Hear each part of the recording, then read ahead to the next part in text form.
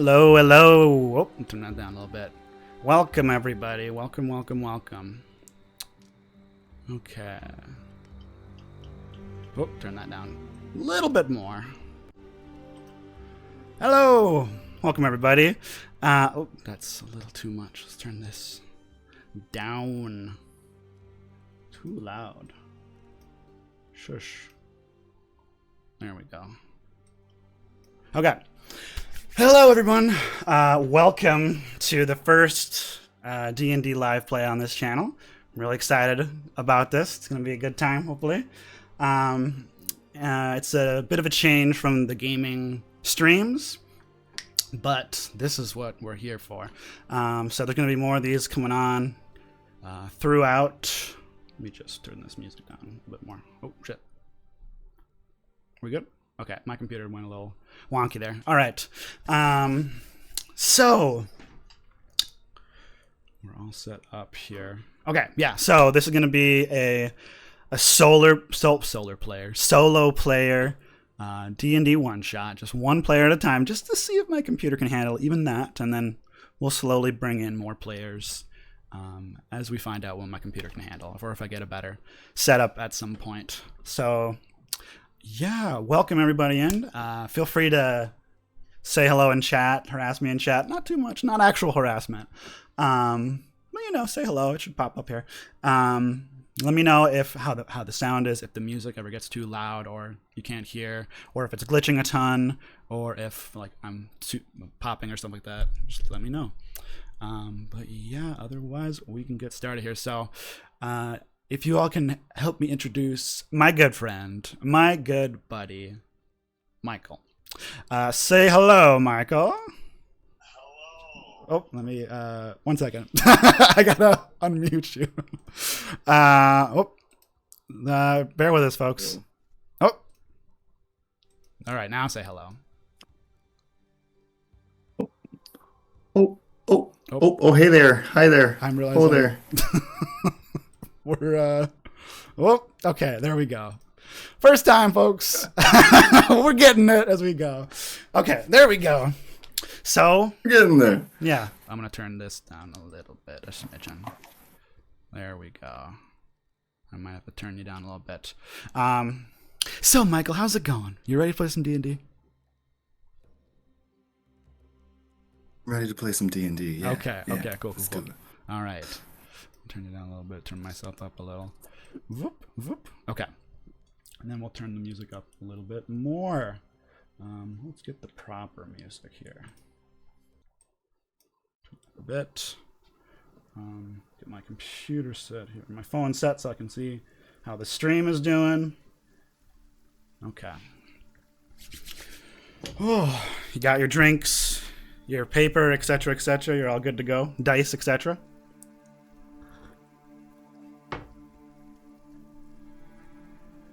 Oh, you're muted. You might want to, if you have the stream up, you want to mute the stream.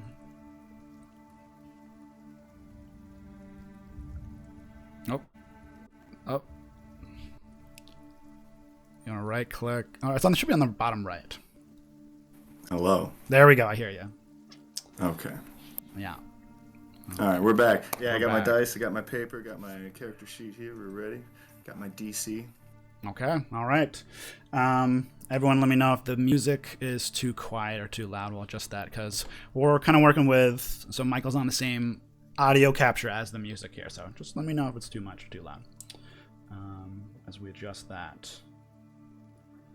Okay. It looks like we got some new followers before we even went live. So that's fun. Thank you all for following. If you're here, very much appreciate it. Okay.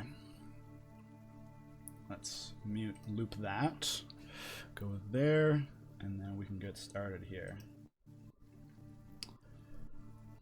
Oh, turn that down a smidgen. Whoop.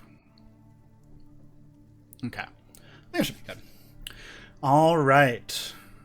Well, without further ado, we can get started.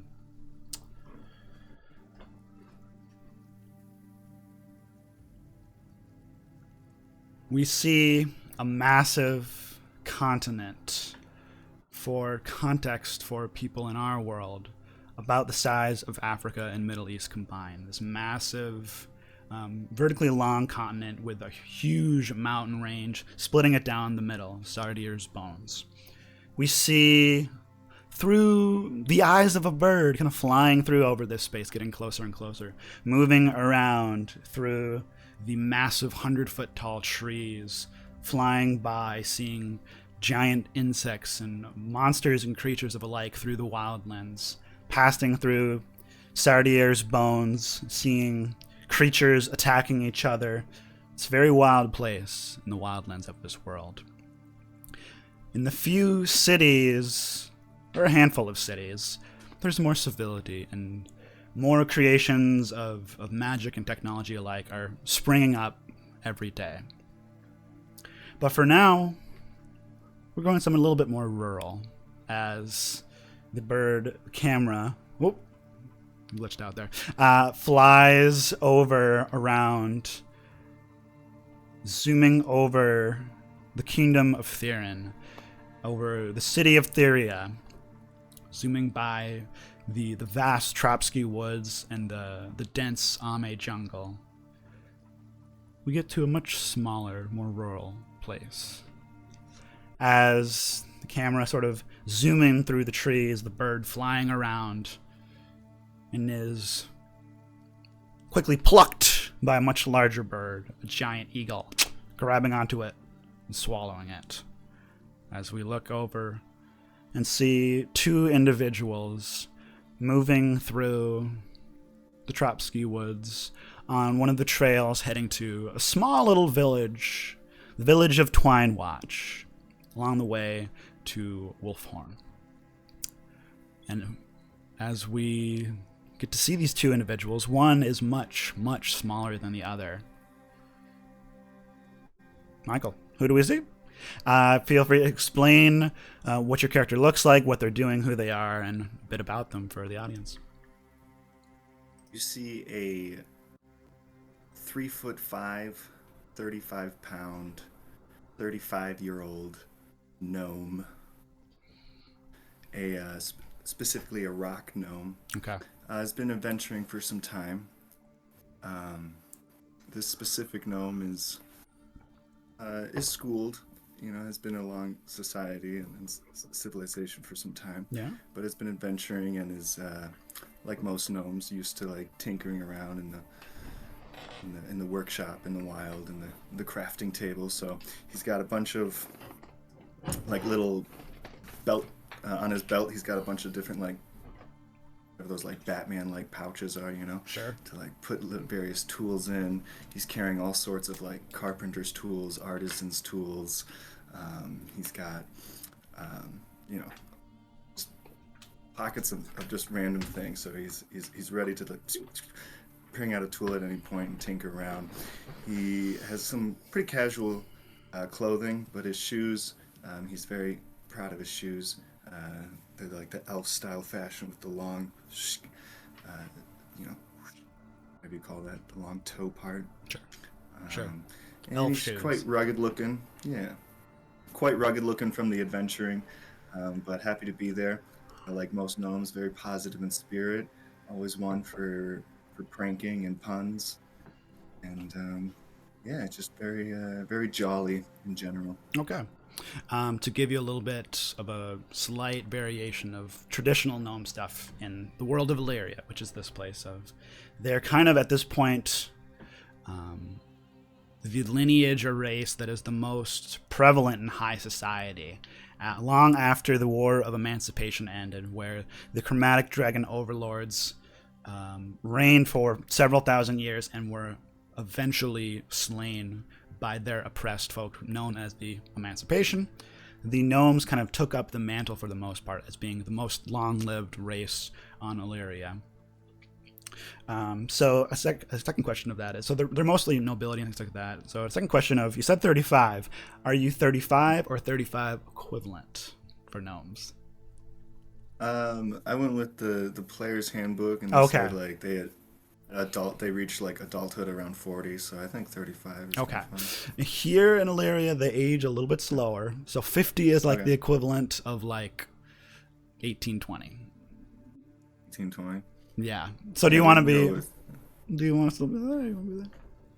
I mean, he did go to a wizarding school. Okay, so So maybe. if that changes like his age, but I think like younger is kind of better because he's still very like impulsive. Okay.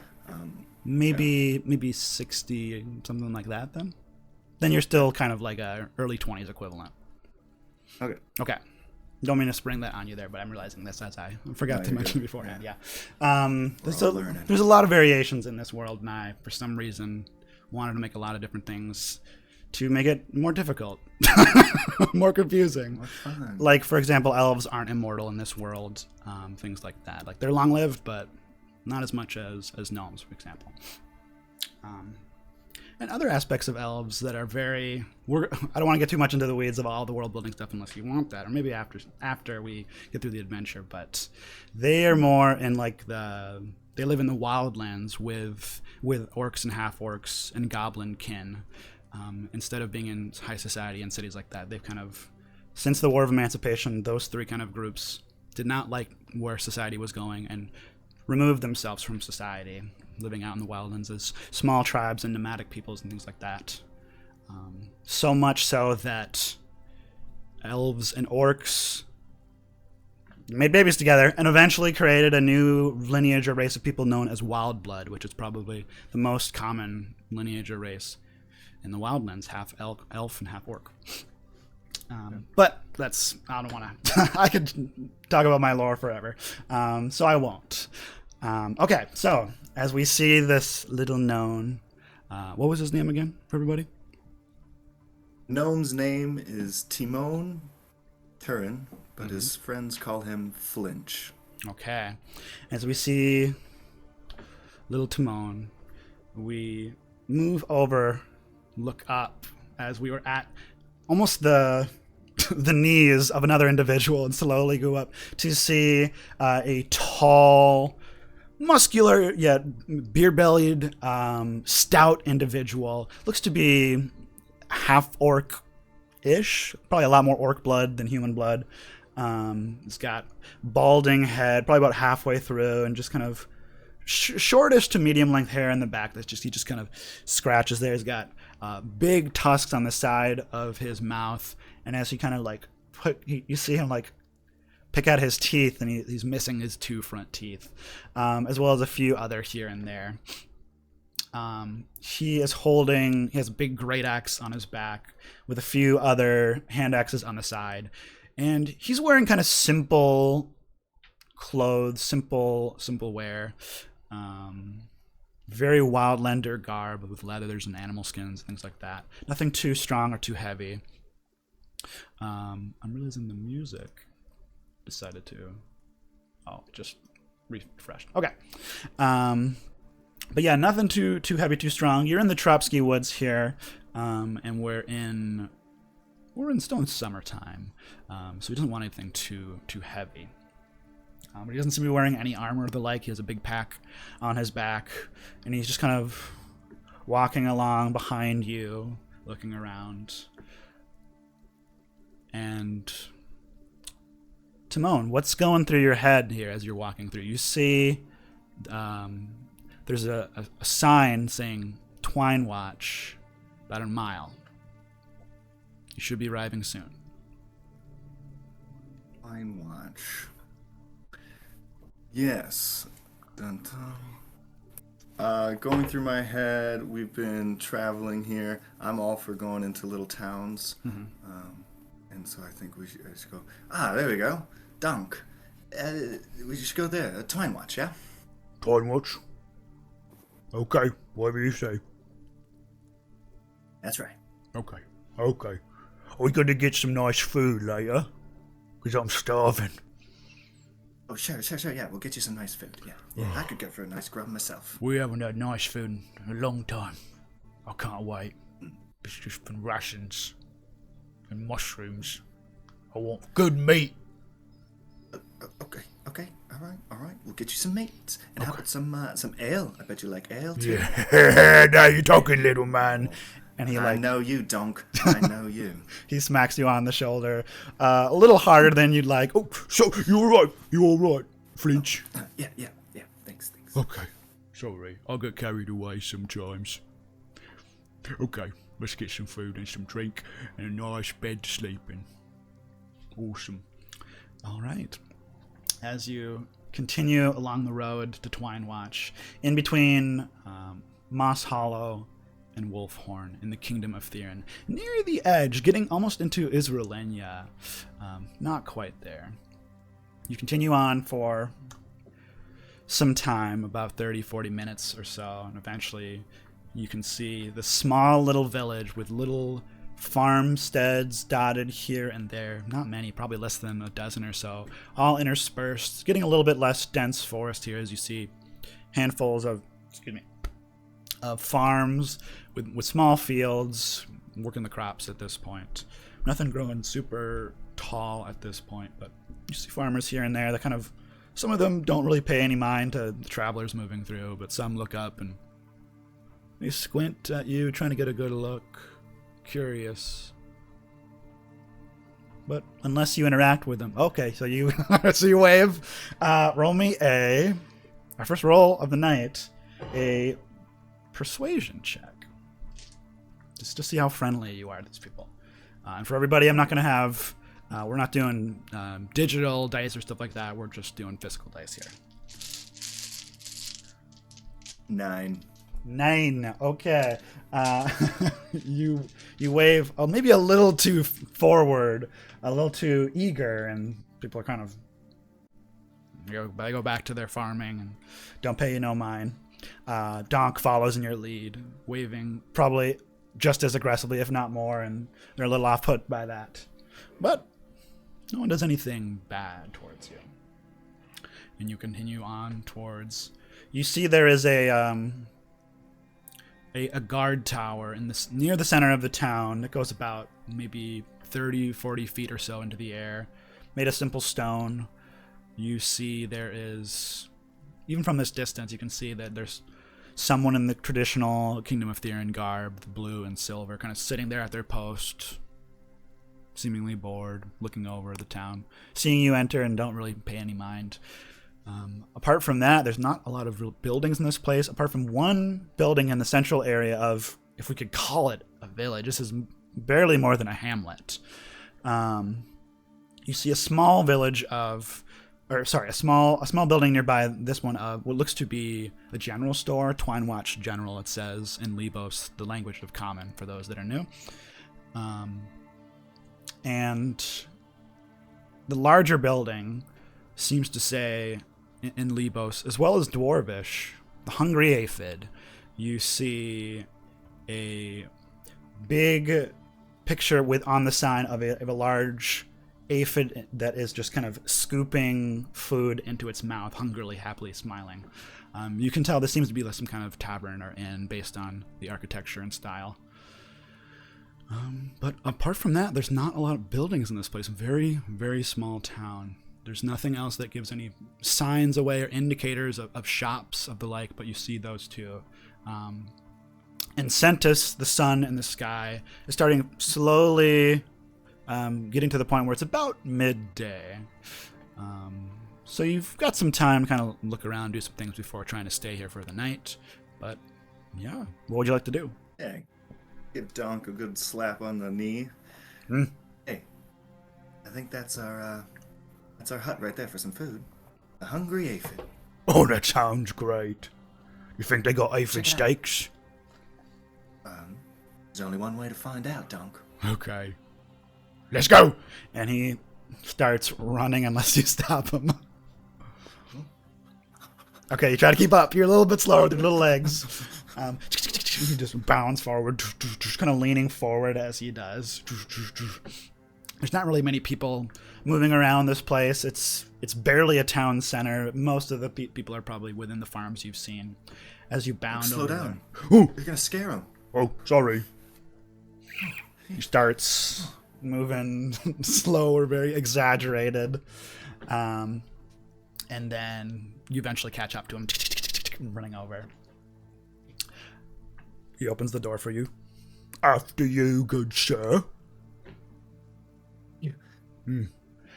Opens the door, and the smell of buzz leaf, equivalent for tobacco for everybody, kind of wafts over you as you open up the place. You see there are a few look to be farmers. Maybe one person looks to be more of a traveler. They have like a traveler's cloak on, their hood up, kind of in the corner. Seems to be the source of the buzz leaf, puffing on a pipe, eating some food, and then drinking some ale. They're sitting by themselves. Otherwise, you see a small table with what look to be farmers, two individuals that have very simple earth tone garb on them. They're tanned and leathered skin, drinking an ale, having some food, and chatting. And as you walk inside, they look over and they look down to try to get to your height, and look back up again to see Donk's height as he follows in. And he's a bit big. He's probably about 6.5 feet tall or so. So he kind of ducks into the door. They look over at you. You can give me an insight check to try to read everybody here. As you see that, and you look over and you see an individual at the bar who's just kind of cleaning up some dishes there. What looks to be either... Oh, what'd you get? That seems good. Nat 20. Nat 20? Nat 20. Ooh!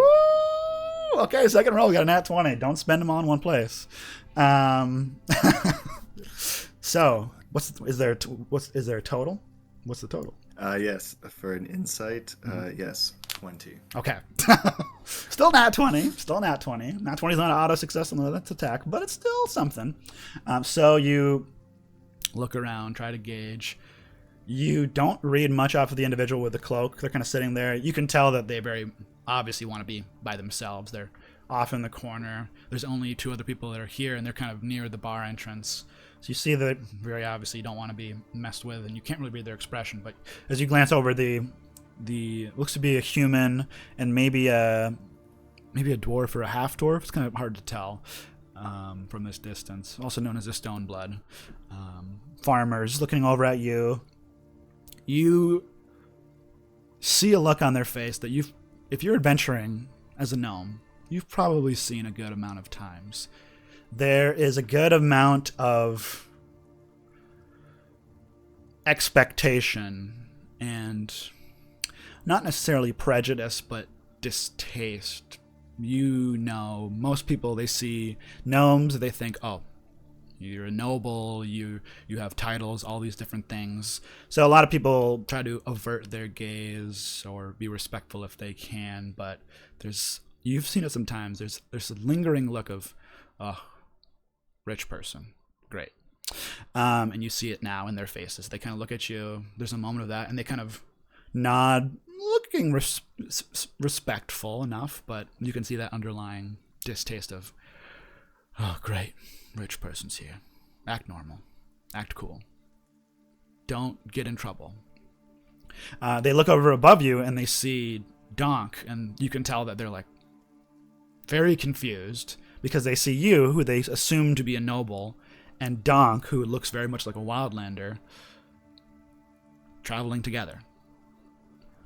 So there's some confusion on their face. There's a little bit of fear of seeing a wildlander, which, if you've been traveling with Donk, you're probably getting used to that expression as well. New to you by yourself, but with Donk, it's happening all the time. People in the villages, small towns, and cities are not used to seeing those that look like a wildlander or the typical lineages of wildlanders. There's definitely some prejudice for that.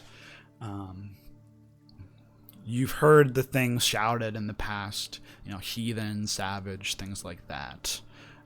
Never towards you, but you've heard the whispers in the past towards Donk, and Donk has told you that he hears it on occasion, but he feels more comfortable traveling with you because they don't seem to mess with him when you're around.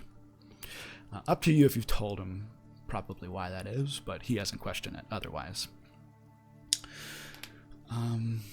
But yeah, otherwise you see that. You look over to this, what looks to be a half-dwarf, more clearly individual. Not as short as a traditional dwarf, but not quite as tall as a human. Has some dwarvish qualities about them. Really thick, muscular hands, exaggerated more so than a human.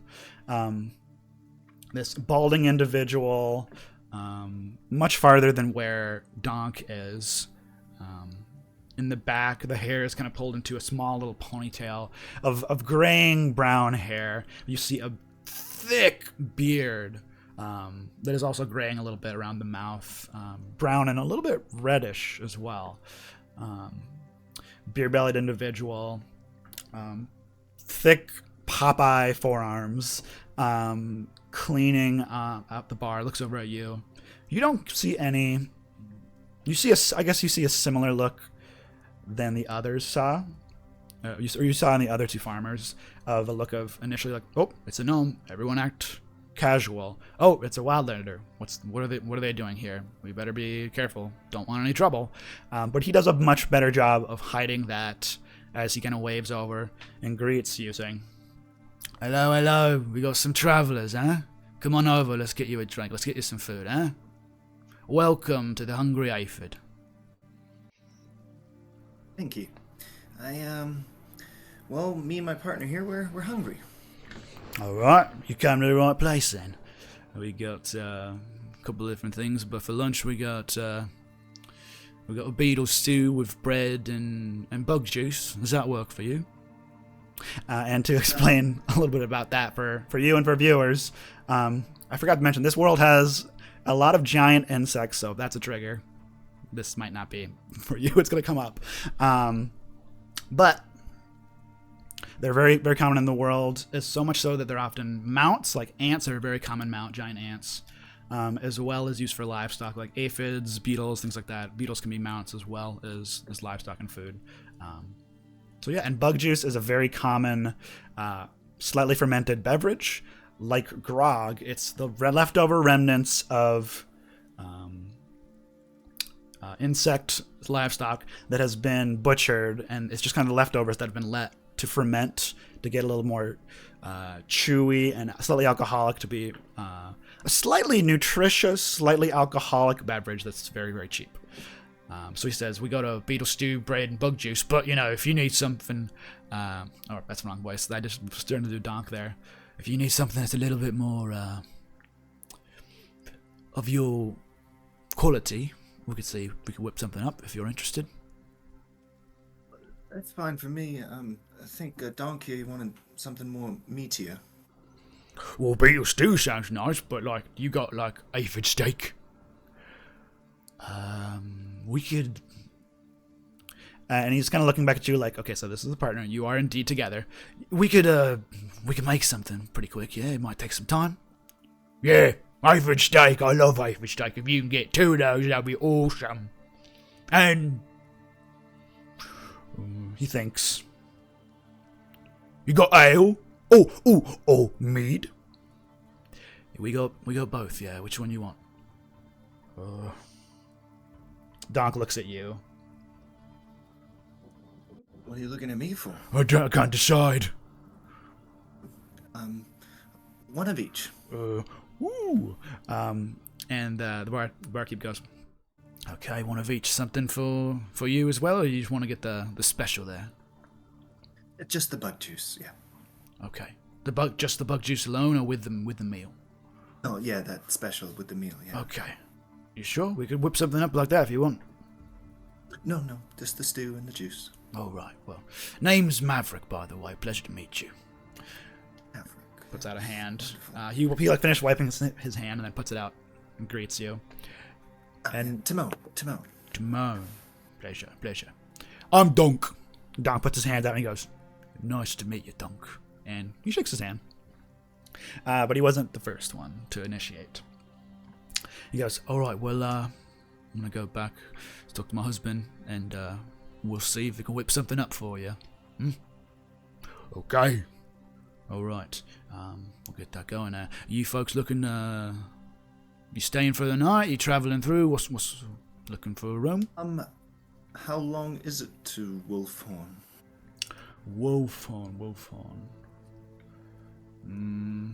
Let me just switch up the music here, get a little bit more. In the tavern, it'll be at least a couple days. At least a few days, yeah. I'll get you. Sorry, I'll get you an exact example here. I'm trying to get a. What would be good? Tavern.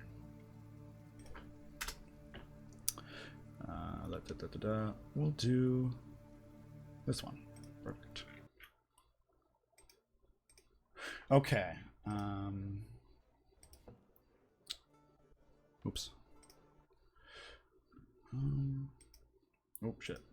My computer's freaking out. All right. Wolfhorn. Let's see here with the map. That's about. Oops. I don't need that. I accidentally opened Chrome. You can go away, Chrome. Okay. There. That's gonna be about 2-3 days. Oh, went black there. Oh, there we go. My computer's freaking out a little bit. You can handle this, computer. It's okay. You got this. You got this. It's just one player. I want to have more in the future. Yeah, it's just be at least 2 or 3 days. 3 days if you're making really good time, or if you got mounts or a wagon or stuff like that. I don't know what you got. I'm just walking. Well, then it might be 3 days or so. Okay, all right. So, a room or? Oh, we'll decide on that after the meal. Sure. All right, makes sense then. Yeah. It's middle of the day, so you go. You got some time to look around if you're staying here for some time. We'll be right back then. And he goes off, shouts into the kitchen for his husband to cook up some food. And yeah, you're kind of left alone with Donk and these other individuals. They're kind of keeping to themselves. They were chatting before, but now that you're in here, they're a little bit quieter. But yeah, what does Timon do during this time as you're waiting for the food? Donk, as quaint and quiet as this village is, I don't think it really has our taste in mind. What you mean? Oh, you know, the way they're looking at us and all that jazz. Plus, you know, they seem like simple farmers. I don't think they really have the things we're looking for, you know. What are we looking for? Oh, well, of course. Well, Donk. I'm an inventor. I'm looking for gadgets and gizmos and doodads and things to make and create. Yeah, your weird stuff. I got it. Yeah. Yeah. Yes. Weird stuff. Yes. I don't know what it is, so I just call it that. It's easier. Right. Yes. We're not gonna find that here. Is it so? Any kind of weird stuff? Or new things? Is that what it is? Well, you know, gadgets, gizmos, knickknacks, doodads, things of those kind of things. Ooh! In this kind of Zip-zaps. village, you know. Well, yes, zip-zaps, doodads. Yeah, okay. You're on the right track. Yeah. You know, here they mostly just have farming implements, you know, and there's just, this whole village is just full of hoes and rakes. Hose. Okay, well, if we keep going, we could get to like a bigger city, right? And then you like that because there's more doodads, knickknacks, and zip-zaps, whatever. Exactly. That's why I was thinking we should go to Wolfhorn. They would have tinkering workshops and inventors' tables there, so I think we could get quite a few, you know, supplies for our next adventures, and I could gain a bit of knowledge, you know, as you know, that is my quest to bring back some cool things and maybe invent something to help my tribe and clan. Okay. Wait. Have we not talked about this yet? You got a tribe? You what? Are you wildlander?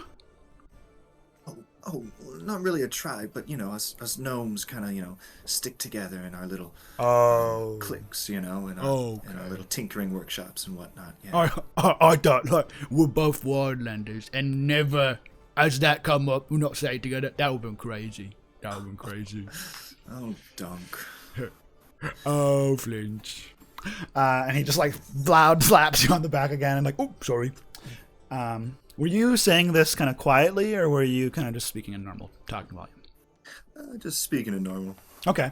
In which case, the barkeep's kind of, who is like moving things around in the back, goes, if you're looking for fancy things like that, there might be something I can point you in the right direction. Oh. Okay. Point away, good sir. Well, I don't know much, but there's if you're into that whole sort of like, what was it, knickknacks and doodads and gadgets and things like that, and inventions. Yeah, confanglements. Yeah. Sure, whatever that is. There's like some wizard lady that moved in like a few months ago, I think. Yeah, about a few months ago. She's kind of on the outskirts of town, yeah. But she came in the other day asking if any people were looking for, adventure or odd jobs or things like that to send them her way. You just said you looking for adventure, so was I correct in assuming might interest you? Donk slapped my back and called me a chicken because Chicken! you just found the 2 right eggs for your nest there, good. So, just point away. Yeah, he says it and slaps you so hard. You're welcome.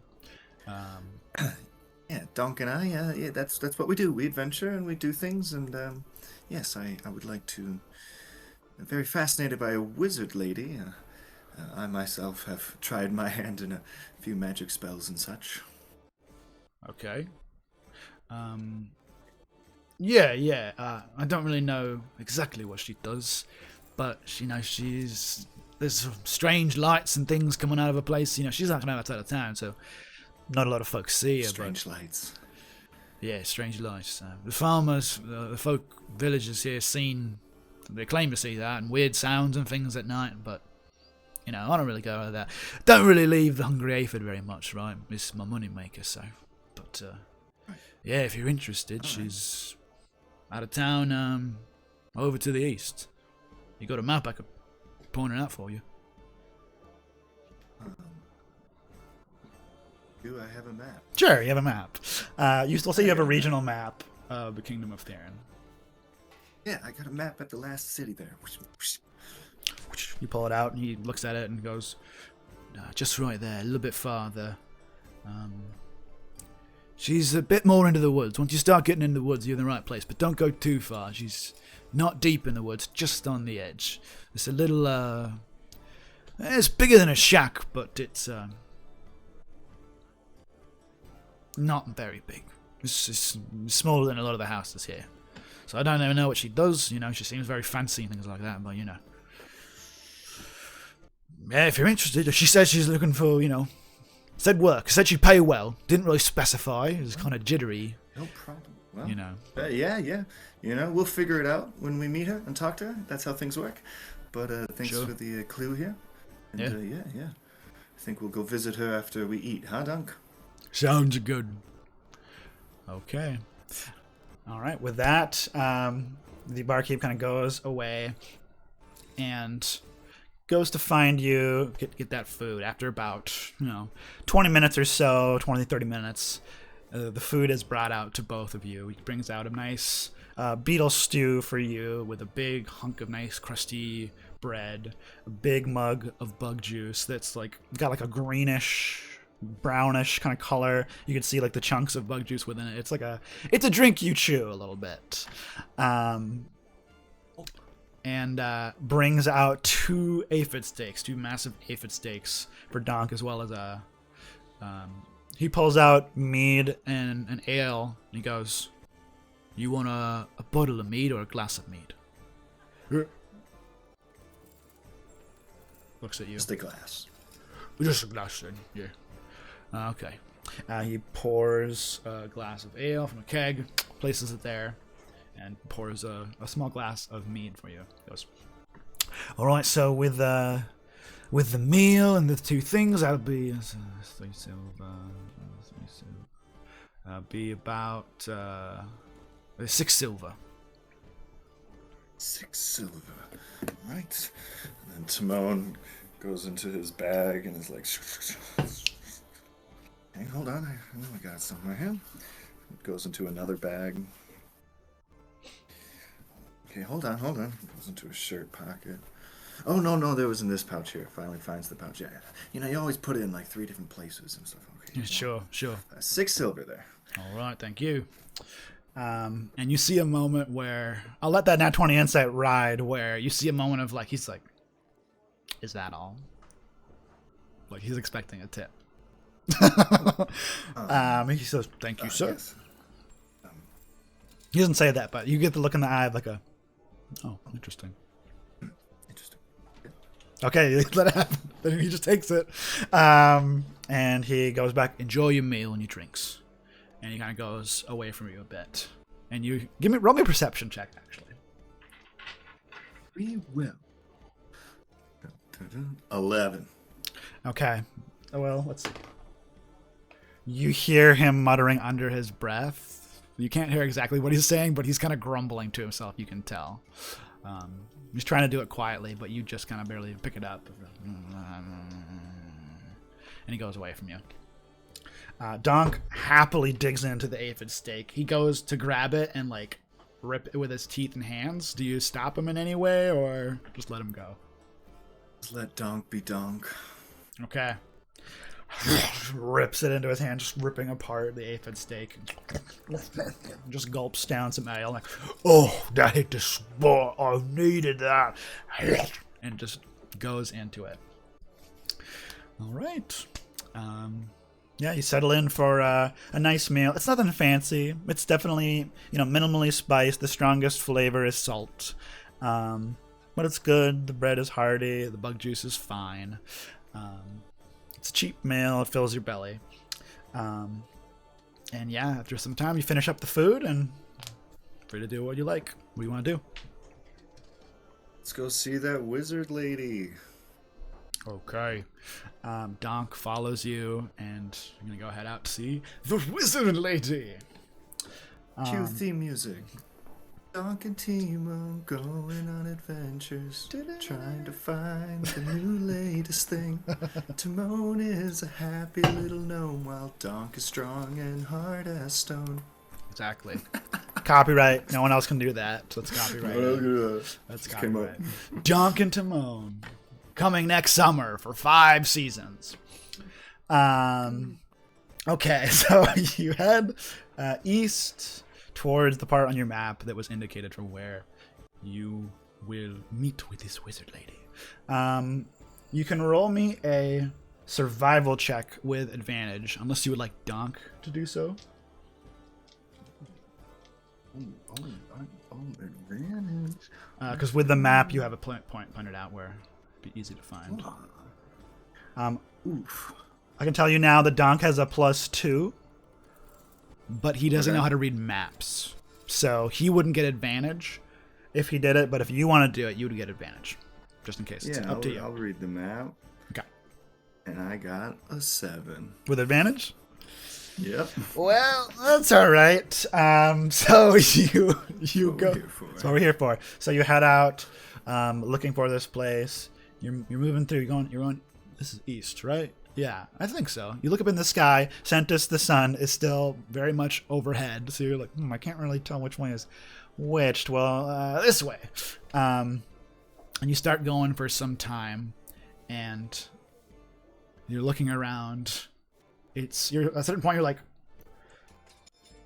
we're not running into the forest where he said we should be. Oh, did we go the wrong way? Fuck.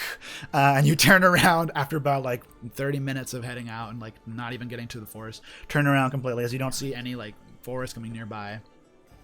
Going back over to try and find this base. eventually, wasting some time going the wrong direction, looking around, it's hard to miss at a certain point once you go in the right direction.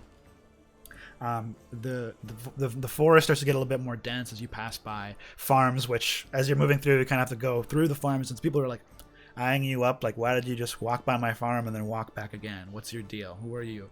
They don't say anything, but there are definitely looks of like, excuse me, what the fuck? But they don't really mess with you. You continue on heading that way, and eventually, near the outskirts of the town, you see, similar to how Maverick described, what looks to be a small shack, kind of ramshackle, nothing too fancy, almost too small to live in. Not like a a shack with tools and things like that, but very, very small. This person must live very humbly. And you think to yourself, as an inventor, as like an individual does some magic and things like that, not a lot of place for a workshop. Doesn't make sense, but you continue forward. I'll swap over some music here. So you approach this space. What do you want to do? Donk, it wasn't what I was expecting a workshop to be, but nonetheless, I think we should check it out. I'm kind of into it. Okay. Do you want to knock or should I? What? I don't really know. What? I talked a bit. You do it. I might like to knock too loud. All right. Okay. You rapid fire knock, and you hear, 1 second, you're moving, and you hear a loud,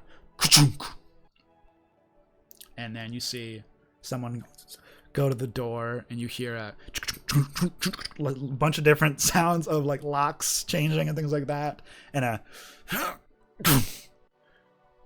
just like a sliding of something, and then the door opens up. Hello, and before you see this woman with bright orange hair that is like tied into a loose ponytail, but it's like pretty curly, wavy. There's like little ringlets of it kind of sticking out of it. Has Coke bottle glasses, very big circular glasses that kind of exaggerate her eyes a bit. With you see 2 additional lenses, one of which is kind of over the eye, the other one's kind of like above the glasses, making her left eye look even more swollen and big. She is wearing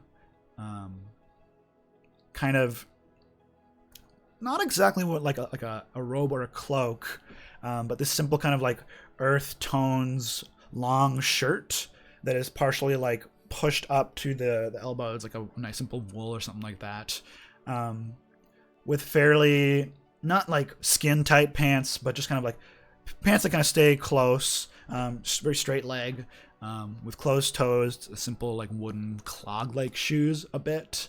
Very earth toned individual. Doesn't strike you as often like that you'd seen at the bigger cities of wizards or individuals like that. Looks a little bit strange. She has like a small kind of round face. Looks to be a human woman, or maybe half elvish. It's hard to see. Her ears are like kind of like tucked into her loose kind of ponytail a bit, so it's hard to really tell. But there's like some almond quality to her eyes a little bit as well. But let me switch here. Okay. But she opens the doors and, hello, can I help you? Looking around, looking past you. Wow. We've been looking for you for a while. I think we were lost there for a little bit, Donk. Hi, my name is Timon, and, well, like I said, we've been looking for you. Some people in the town, in the village there, they said that we could come by. You were in need of some tinkerers, adventurers, people, help, assistance. It kind of looks you up and down, like getting like a little closer to you, a little too close for comfort, like flicks this third lens over, gets even bigger, and just looking at you.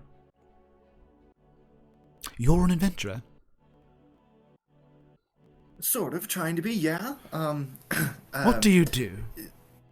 Well, He looks to be me carrying personally- axes. What do you do? Yes. This is Donk.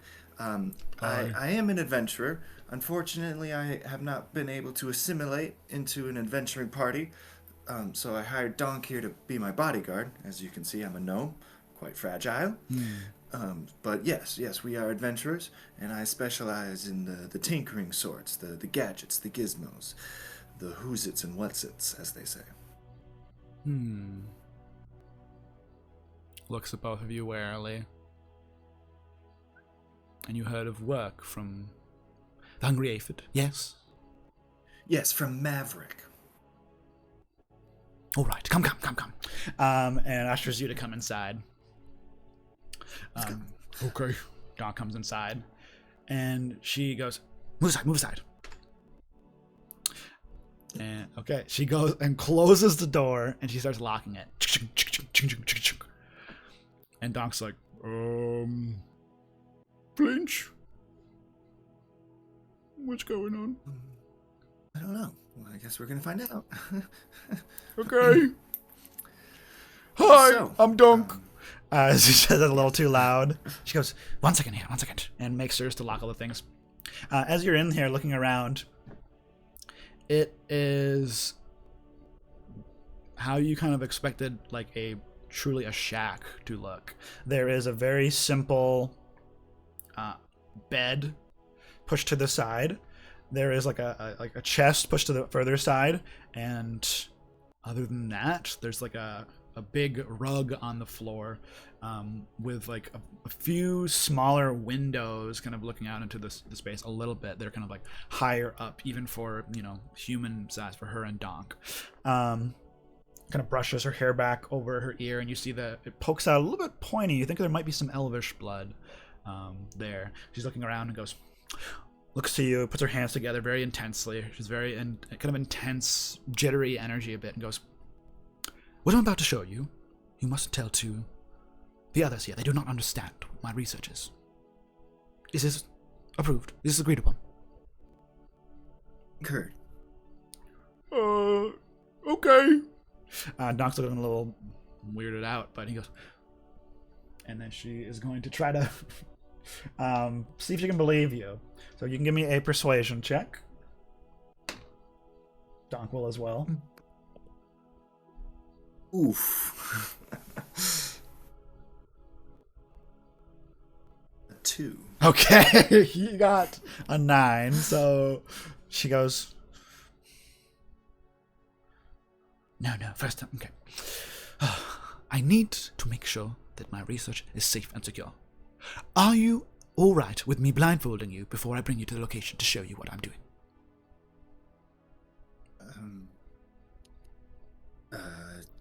Sure. Flinch? Are you sure? Where are we going? I can't say that. Not sure I can trust you yet. What kind of research? Groundbreaking. Groundbreaking. You know what? Matter of fact, now that I think about it, I don't think I can trust you lot yet to see what my research is. So we'll just stay here for now. And she kind of leans back and paces a bit. So, what I am looking for you is a certain type of mineral. It is in a cave nearby. It is red, glowing faintly, and it has a powerful aura of magic to it. If you understand gadgets and the like, perhaps you understand magic as well. You do understand magic, yes? Yes, I actually went to a wizard school. Oh. You can roll me persuasion one more time. That gave you advantage, but the past failure made disadvantage, so it's just a straight roll. Persuasion 19. Okay, there you go. She goes, oh. Was it Corin Academy in Thyria? It was a school of transmutation with Professor Bumblebutt. Oh, yes. I worked with him. Cool. He is... I won't speak ill of him. And she goes, well, if that's the case, if you know Bumblebutt, I think I can trust you to see my research. But don't speak of this to him or anyone at the Academy. They cannot know of my research. Do you understand? They do not understand it. As Timon kind of is like flinching away, and he's touching the gem that Bumblebutt gave him as his graduation gift. Okay. Yeah. Yes. Good. Of course. Yes. Good. Yes. We are all scholars here, and we respect your intellectual property. Very good. She goes over and flips the robe, or not the robe, sorry. She flashes you. She flips the rug on the ground, and you see the hatch, the trap door, with a big padlock on it.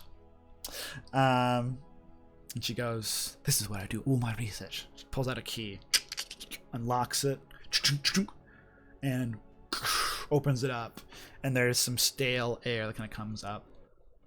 It's very humid and moist kind of down there. You see it's lit up faintly with different types of lights, of like, there's always like a bluish light, like a greenish light, and like a reddish light kind of vaguely in there. She starts climbing down. Come. Do you follow? All right. Yeah. Follow me, Donk. Okay. Are you sure? She seems kind of weird. Aren't we all? No? Yeah, I don't know. And he begrudgingly follows you down as you start making your way down into this place.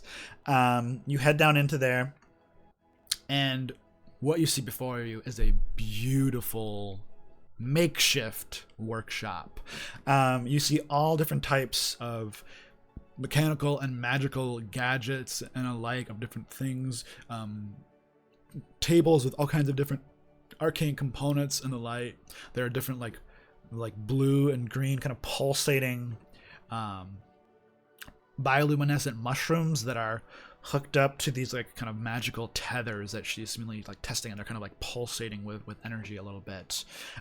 You see some like mechanical devices that she's working, like pulling levers and things like that that are powering the like, and it's kind of all sorts of different things all in this space. There's various pumps moving water throughout the space, and you can hear like steam like exiting from a certain spot. It's almost overwhelming, the amount of stuff going down here, but you can tell you've been at we'll say at Corn Academy in Thyria. This is definitely not up to quote unquote code, if you will, especially in this enclosed underground space. This is definitely someone that just kind of threw this all together and doesn't really care about the magical kind of codes put into place to make things super safe. But as she gets over to a specific table where there's all kinds of papers and notes and things strewn around, she comes over to and grabs, uses a glove and a cloth and grabs onto this red glowing gem that she turns around and shows you. Have you ever seen this before? That specific gem? No, this is the first time. The specific type. Have you seen a red glowing gem like this before? And he kind of clutches his gem that he has. I don't think so. Is it magical in property? Yes, incredibly. And while you're sitting there looking at it, you can give me a perception or investigation check as you're like, is this similar to what I have? 19 investigation. Okay, getting close to it and looking at it. The gem you have is more smooth. It looks like a true gem. This looks to be more mineral-like. It's sharp edges. It's more translucent than the one that you have. Yours is much more opaque. It looks very different. And the gem that you have, it doesn't give off light necessarily. Maybe like a faint light, but this is like glowing. This is like a pulsating glow. And you can tell this is different than what you have. And I would say with that, you also know that you've never seen anything like this before. This is pure. This is amazing. This is shiny. Yes, it is very shiny. More importantly, it is a powerful magical source. It is unknown exactly the properties of this, Those in the academy do not know what can be done with it, and as far as my research goes, I have not discovered it anywhere else in the world. I have become accustomed to calling it luxonite, as it gives off some sort of light, some glow to it. I've tested it. It is quite magically powerful. Very useful for all different types of experiments, and it is very magical indeed. But so much is unknown about all of its qualities, so it could be potentially dangerous in some way. So, handle it with care. And showing you that using a glove and a thick cloth to kind of move it around, places it back onto the table, looks back over to you.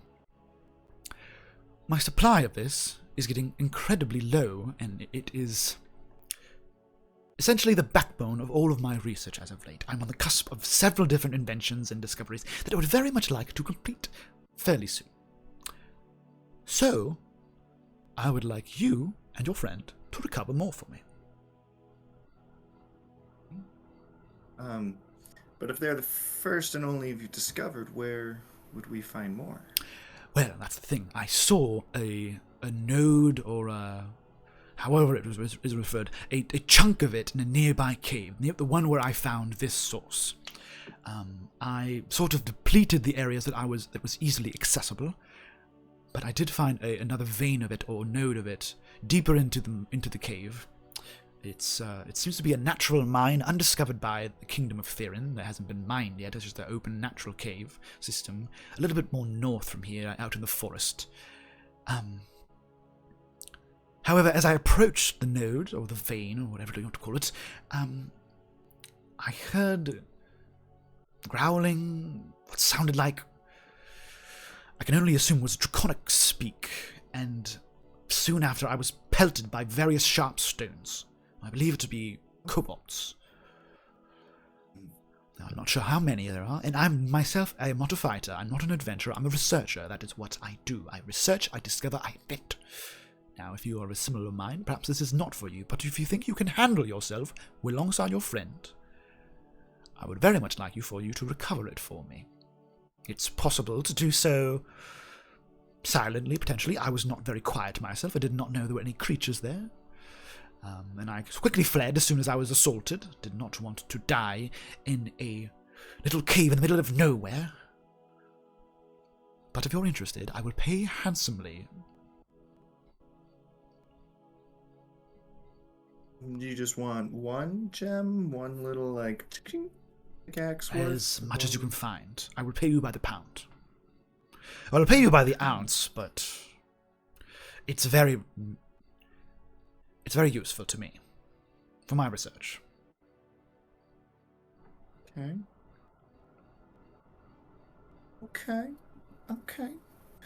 Donk, what do you think about kobolds? Oh, I've killed a lot of kobolds. I can handle that. Was there a lot of them? I'm not sure. It was dark in there, and they started pelting me with rocks. I ran as soon as they were starting to hurt me. At least a handful. But I don't know if they're necessarily always there. There could be, a nest or an infestation nearby, and perhaps they were just exploring. It's hard to say exactly. Kobolds are not my specialty, but I did recognize the draconic speech. Right. I can't understand it unless I use a simple comprehend languages spell, but I do recognize it when I hear it. Of course, yes, of course. Obviously, because it's illegal to speak draconic, so I would never consider doing so. Yeah. Understanding it with magic is a different principle. But I have a different... Well, yeah. Yes. Kind of like brushes off. She looks like she was about to discuss something further, but didn't want to go further into it and just kind of brushed it off. Yes, of course. Yes, we all know draconic is illegal here, right, Donk? Well, I think that we could at least, walk in and see what it's like, you are paying by the ounce. Yes, exactly. Donk is quite the experienced adventurer, and I feel like I've gotten this far, so what's one more, Very good. Very good. If you have a map of some sort, or I can tell you where this cave is. It's not far from here. Okay, you pull out the map. All right, you pull out the map. Oh, I just peeked a little bit there. I'm gonna turn myself. Okay. She shows you on the map where the location is. Not very far from here. Maybe about like an hour, maybe a little less or more. Definitely way outside of the village and deeper into the forest itself. The Tropsky Woods. But yeah, she marks it there and she goes, if you enter the cave, there is one entrance that I know of, so this should lead you to that entrance. If you go down within and to the left, there's an initial fork. If you take the left, it should lead you there. If you get to another fork, you've gone too far. And it is similar of this one, and shows you, once again, kind of behind her, the red glowing gem, which she's kind of like not letting you get super close with. You can tell she's very protective of this. And she goes, if you should see it glowing, it's fairly dark in there. There are a few bioluminescent mushrooms similar to the ones I have over there. She points over to the mushrooms she's hooked up to stuff. They should illuminate the space somewhat, but it is still fairly dark, so I would suggest having a light source if you cannot see. But I believe your kind can see in the dark fairly well, yes? Correct. All right. You should be fine then. But,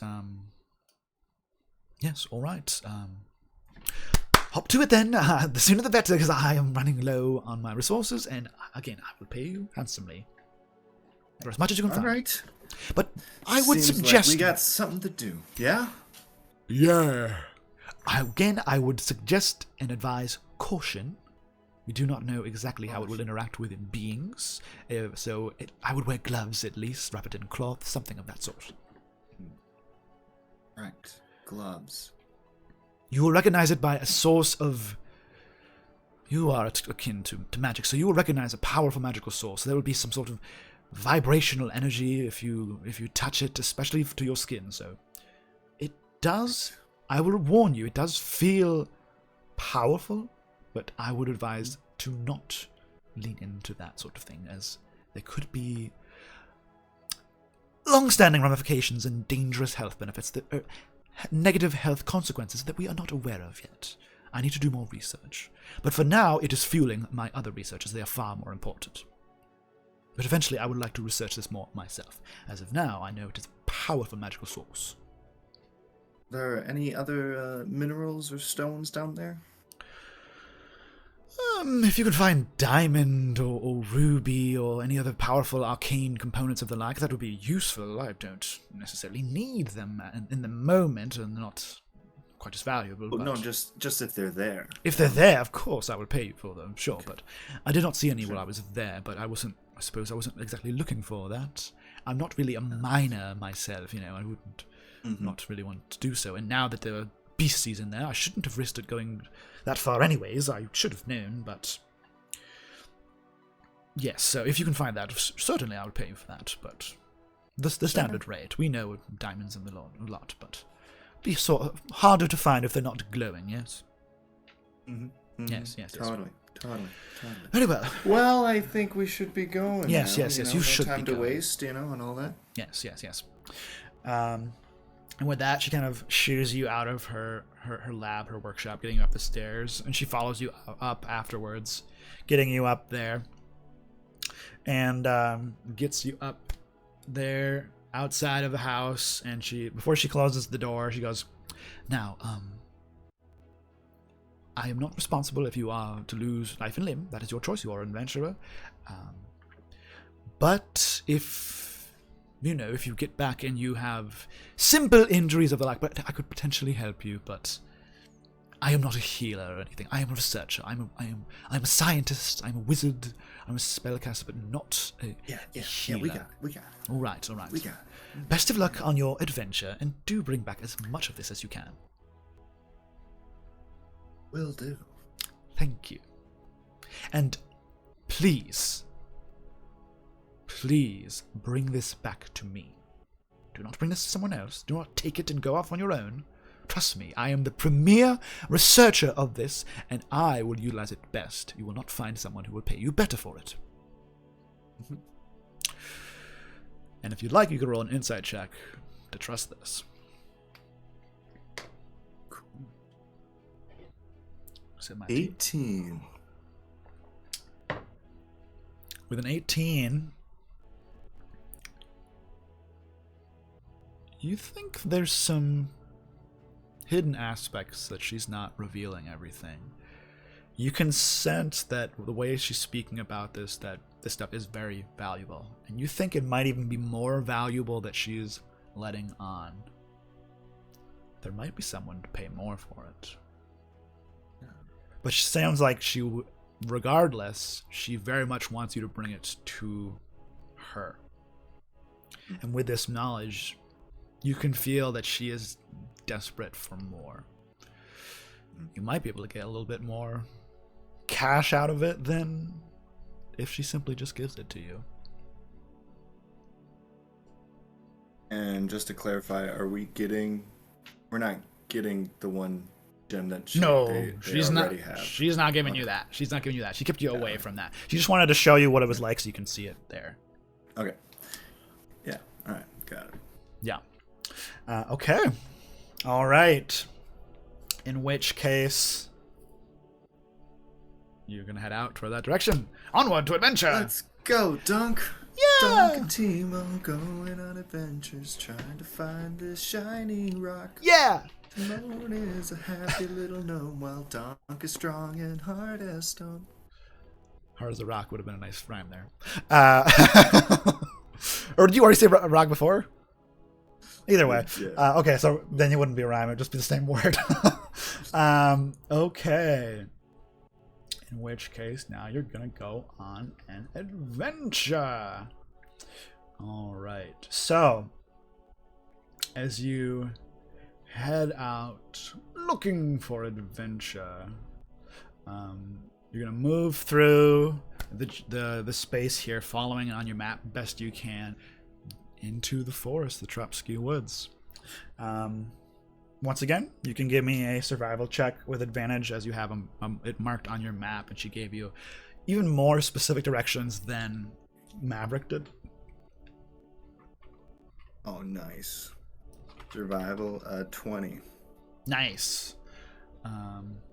Is that a nat 20 or a total 20? It was a nat 20. Oh, right, because your plus was 0. Survival 0. Okay, yeah.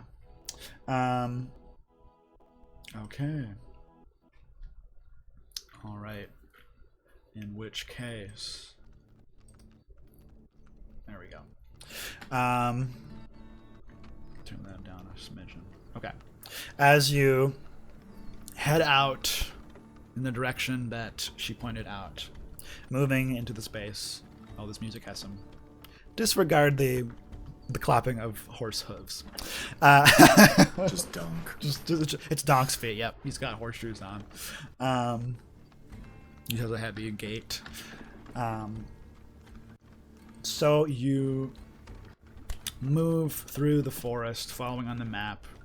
You're tuned in here with that realization of this powerful thing could potentially be within your grasp. You have the location now, and if you want, you could do with this what you want.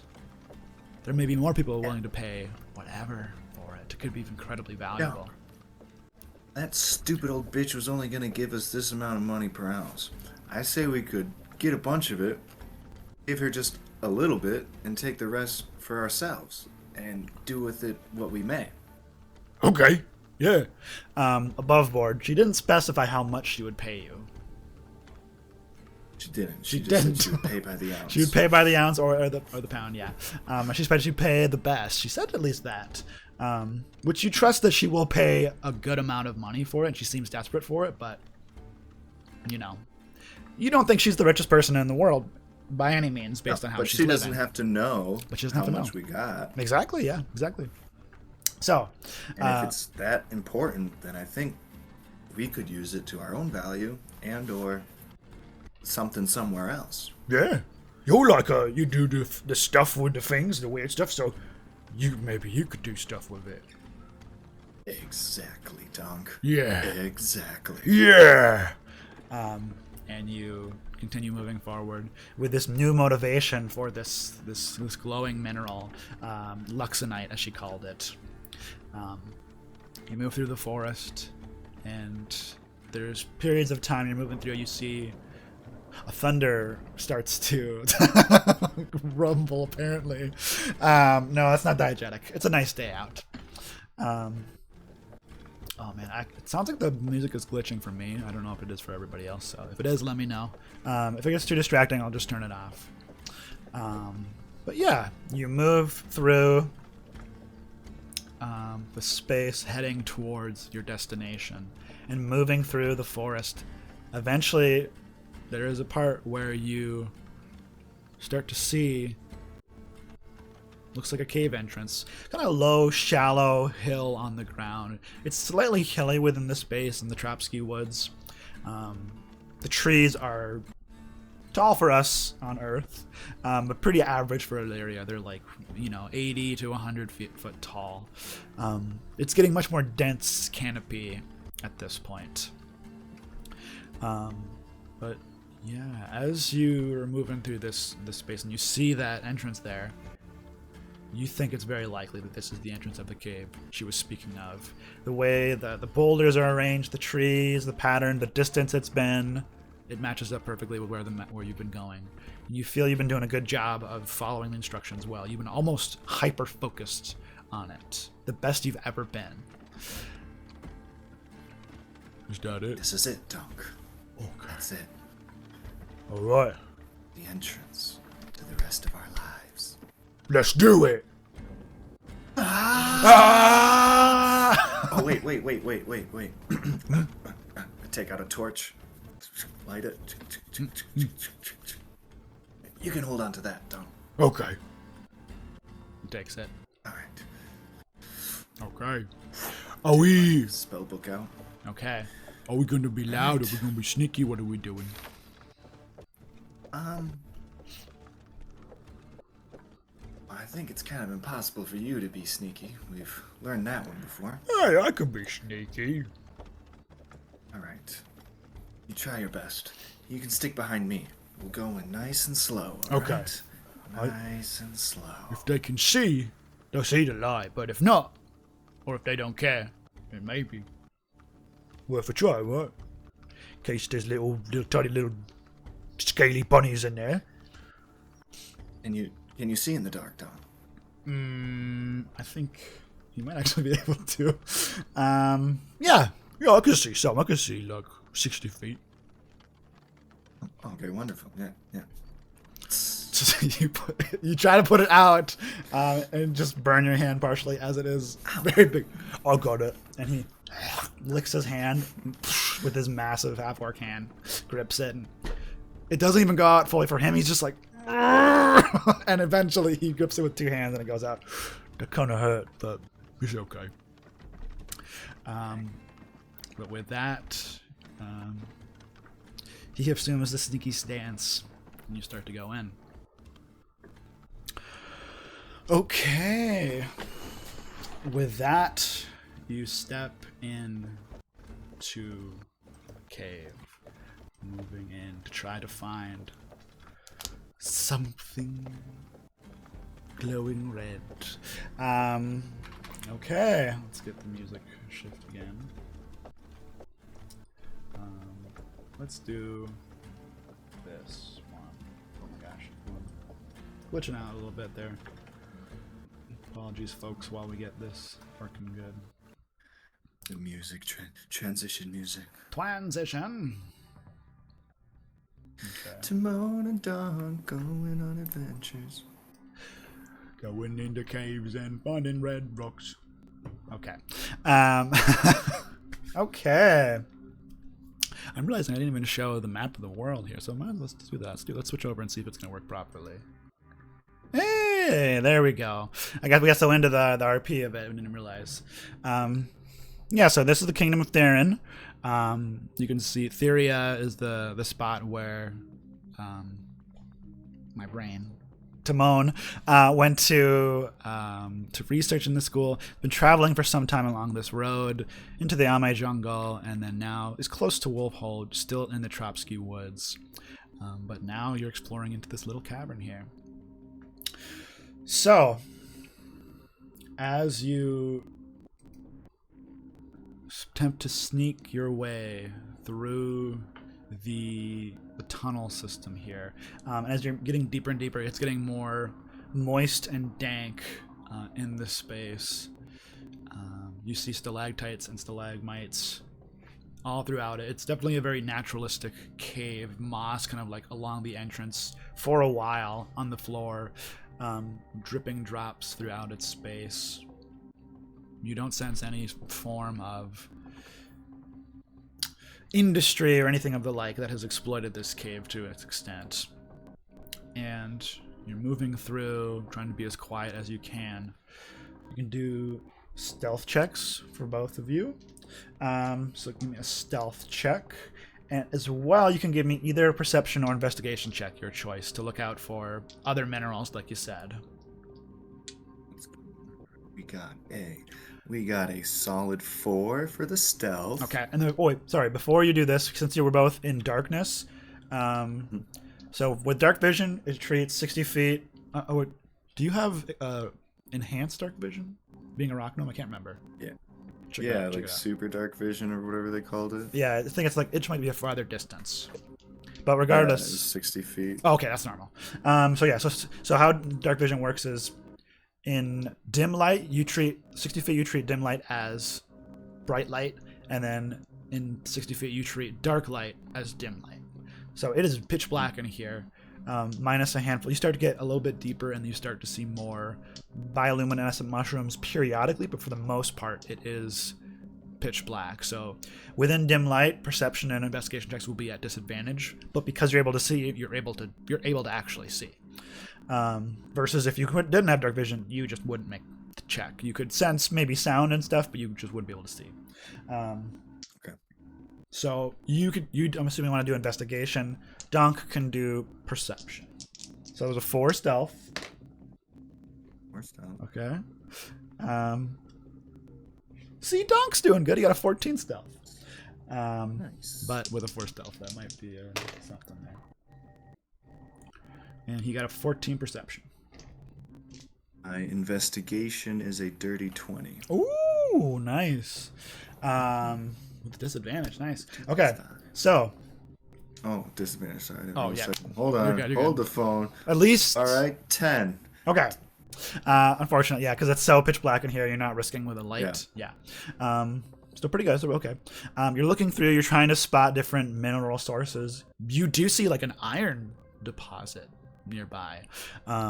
Soon after entering into the space, like within the walls of it, which is even more suggestion that this has not been explored by industry or the like, as that's like pretty close to the entrance. If someone were to discover that is looking for it, there's likely more in here, and this could be a useful mining operation. But it's so far away from any city nearby or anything that with big industry, and if the noble in the city doesn't know, because the village, because most villages will have a noble that will kind of, at least in the Kingdom of Thyran, that watch over the town and the like, and maybe set up different things when stuff like this arises. But you can tell at this point, very obviously, few people, if any, at least you heard from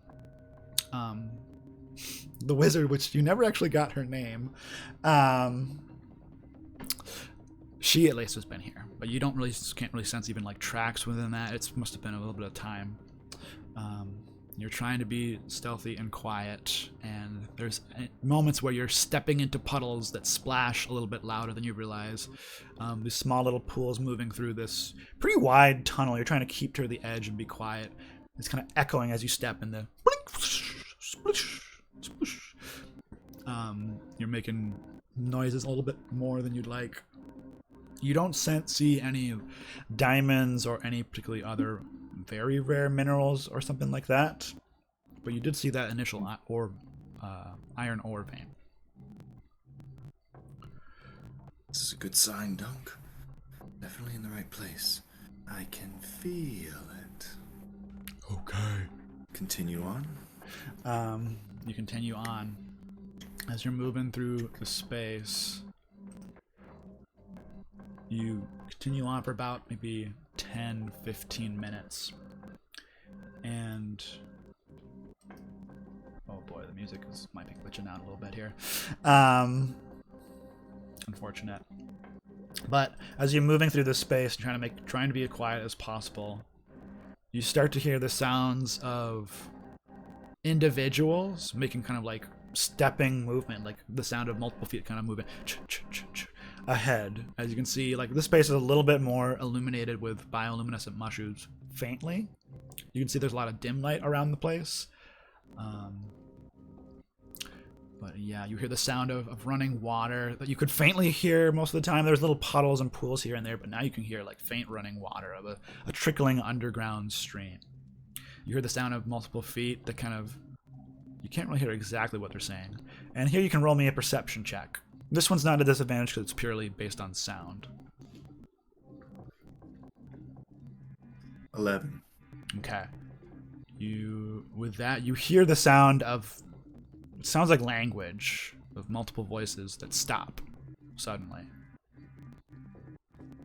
And you can't really hear at that point. That start to, you still hear the sounds of shuffling of feet and beings, but you don't hear that language anymore. And it's still kind of coming ahead, maybe like 50, 60 feet or so in this larger opening space. Timon grabs onto Donk's feet and just kind of does like a little squeeze. Like, shh. Coming. Do we brace? Nice. Okay. And going to...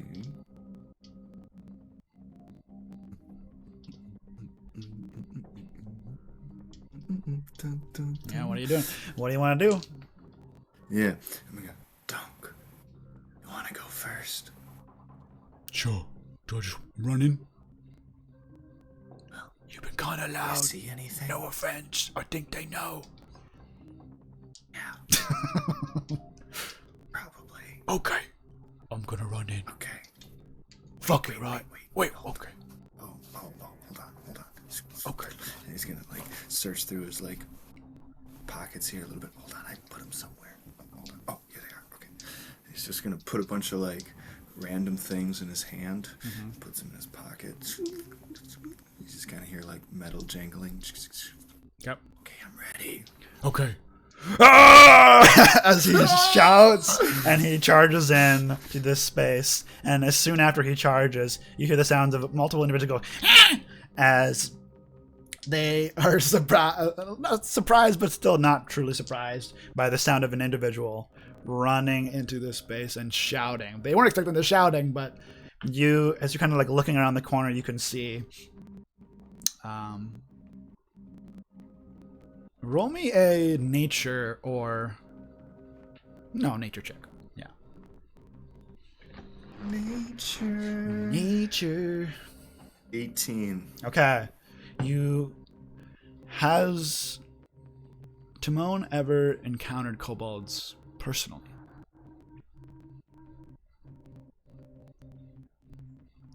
They're something of a scourge. Okay. They're something of a scourge of society. So if you've been adventuring for a while, it's not uncommon for them to attack people on the road or things like that. Especially if you're in like the mountains or caves and things like that. They like to stay out in sunlight and in the dark. And you recognize kobolds in front of you as Donk sprints into this place with his great axe out. You kind of peek over the corner and you see four different colors of kobolds. It looks to be black, red, green, and blue that have little like looks to be like bone daggers and slings on their side with a kind of like makeshift simple like clothes on them that are mostly just look to be like protective gear more so than to try and cover nudity. His clothing armor almost leathery to the somewhat. They rush Donk. It's seemingly ready for something to go on. As they were slowly getting closer and closer to this entrance, it sounded like they were heading from somewhere farther away. You see now this like rushing river. Well, not rushing, but a trickling underwater river a little bit farther down across this cavern. As they kind of rush towards Donk, you can see faintly a faint red glow as well, further ahead and to the right. It's very faint, so you think it's far away, but it looks very similar to the red glowing mineral that the wizard lady called luxonite. But with that, I think we're gonna roll initiative. So we're gonna get you to the combat here, and I'm gonna need to adjust a placement of a few things. Okay, let's adjust the placement first. Ooh, I have 2 instances of Roll20 right now. I might just remove one of them because I have one with the GM view and one as a player view, and the player view is the one that's gonna be visible. Oh boy. It does not like this here. Okay. So we'll say Donk gets right about there. And then Timon, Flinch. Get a little farther. There we go. We'll shrink you down a little bit because you are a gnome. You are a small creature. Oh boy. Oh boy. The computer does not. My computer is fighting me. Okay. Got a lot of programs running that it does not like. Okay, so these ones are much closer now. So we'll move them ahead. Whoop. Whoop. Eh. Eh. Okay, that one's a little bit farther away. We'll say that one's right around here. Okay. Well, we'll say that one is right there. And then this one's right there. Oh boy. Okay. So with that, we're going to move you over to the map.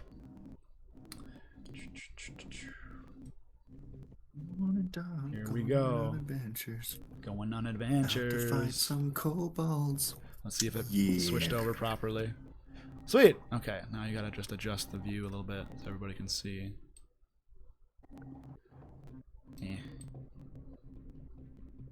Okay. I think everybody can see there. Perfect. I might zoom in a little bit more for that because you can kind of see at the very top. Yep, that's Donk right there. On the very top right is that little red bit. That's where the glowing red gem is. And you are on the very bottom. Oh, you popped out. The camera just turned off. Might just be loading. Hopefully. There we go. You're back. Thank you for bearing with us, folks, with this first time stream here, trying to make sure everything runs as smoothly as possible. Uh-oh. Did you glitch out? Did I glitch out? Ooh. Ooh. I don't know. Nice. Yeah, I hear you. My stream is not liking this. I think I'm gonna turn off. No, there it goes again. Oh, jeez. Okay. Okay. I'm here. It's just the Twitch. Yeah, it's just glitched there. Discord, I'm here. Roll20, I'm here. Yep. I think it's just my computer like taking a moment to catch up with you. There's a lot of different programs going. We're still streaming. We just the encoder's having some problems there, but I closed one of my Roll20s, so hopefully that should help a little bit. Okay. 2 different Roll20s is a lot. Okay, there you go, you're back. All right, so we're zooming in a little bit just for the fight, because that's all that really matters there. Okay. With that, roll some initiative. We'll roll initiative, and then we'll take a brief break here to let... There I go again. Oh, there you go again. Shit. We'll take a brief break after we roll initiative here, just to make sure that the computer can catch up. Yeah, I'm gonna go grab a fresh ice pack from my computer. Man, it's so janky. Oh well, we're ice pack. One stream at a time. All right, let's get a good combat music. Combat. Okay. All right. Donk got a 16. What Timon. did Timon get? Ooh, damn. Timon got a 17. Oh, very good. 16 plus 1. Nice. Yum. Nice. Tasty. Okay. Boop, boop, boop. Oh, jeez. We'll switch over the music here. Give it a moment to catch up.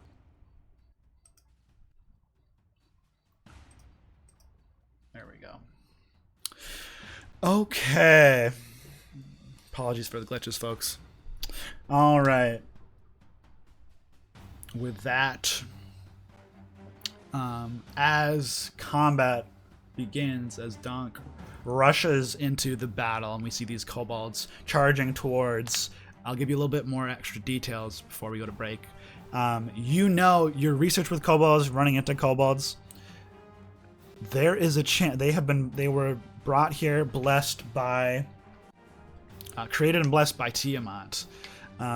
Or Tiamat had created the chromatic dragons, which then created the kobolds. And with that creation and blessing came a chance to erupt into their elemental essence when they die. So you know there is a chance for them to explode when they die. Some of them have more of a chance than others, but for the most part, the classic ones have a good amount of chance, not necessarily always the case. But with that, with initiative rolled, and with my computer trying to catch up, we will take a brief bio break for everyone to get drinks, do different things, and hopefully the computer to catch up here. So, we will be right back in a few minutes.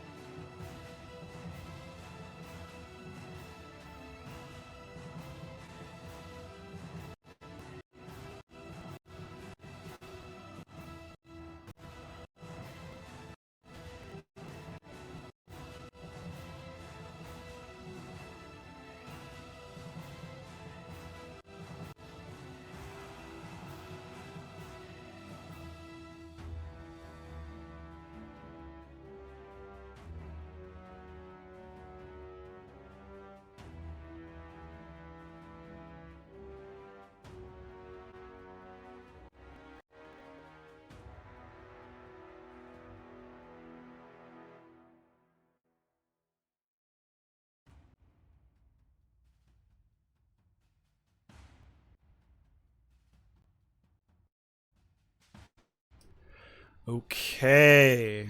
And we're back, folks. There we go. Donk and Timon about to fight some kobolds. Okay. Sorry, folks, for the glitches and things like that. If it gets to be too bad, we'll turn off the music. I'd like to not, because, you know, it gives you mood music. But if it's glitching too much, or if it keeps making Michael's video shit out, that's not worth it. So what matters is the story, right? So that's what really matters. Okay, let's get that. My initiative.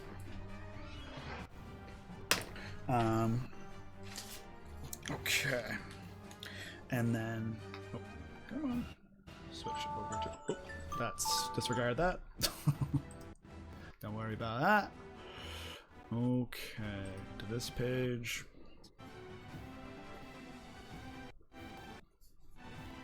Oh boy, here it goes. Okay.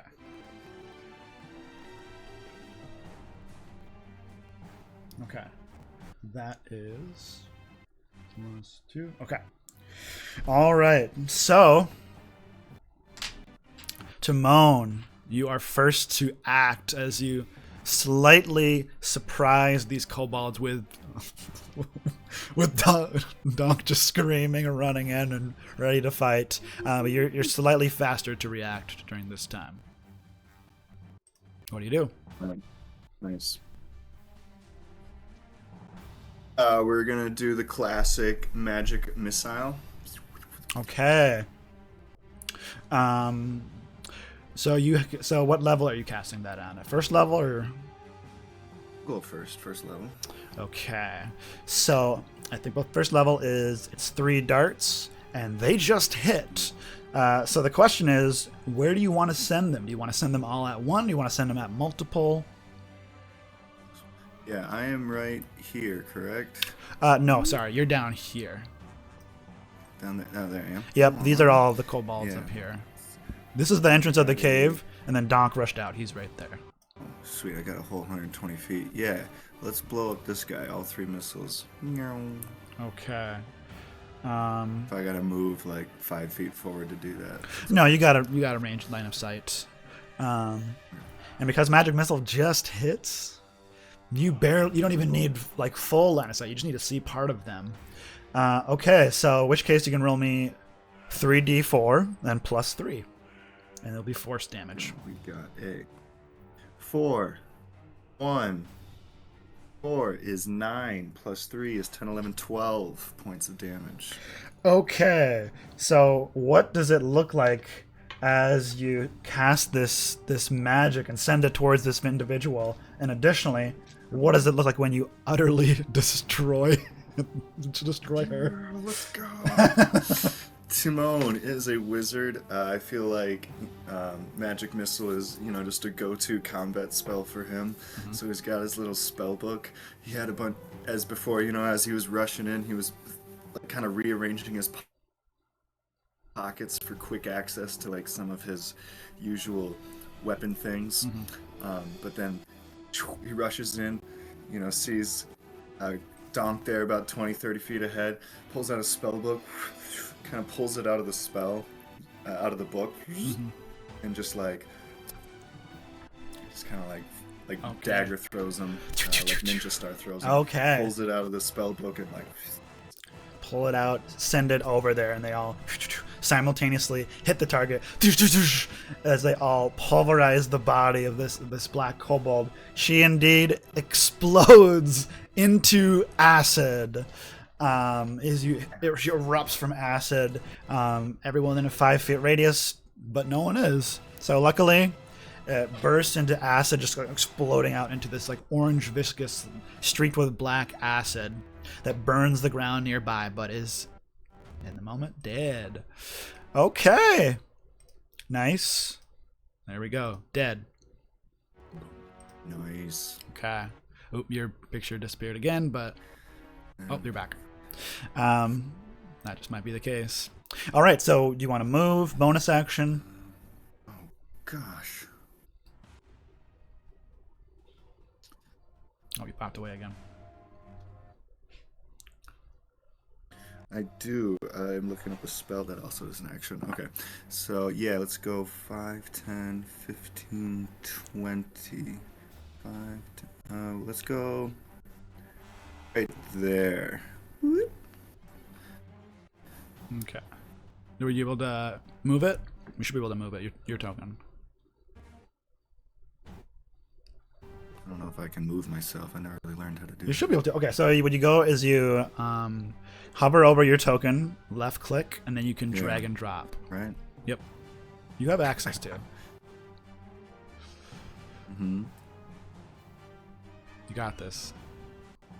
Left. Left click on the token. Pull. Gosh. No. Left click. Yep. You got this. Left click on the token, hold it, drag, move over. I have to, like, I'm clicking on the token. Okay, I could do it if you need to, but this is the learning experience.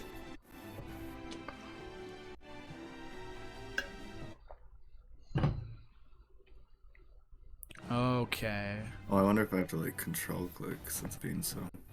You might not be in if you have to be in the select tool on the left side.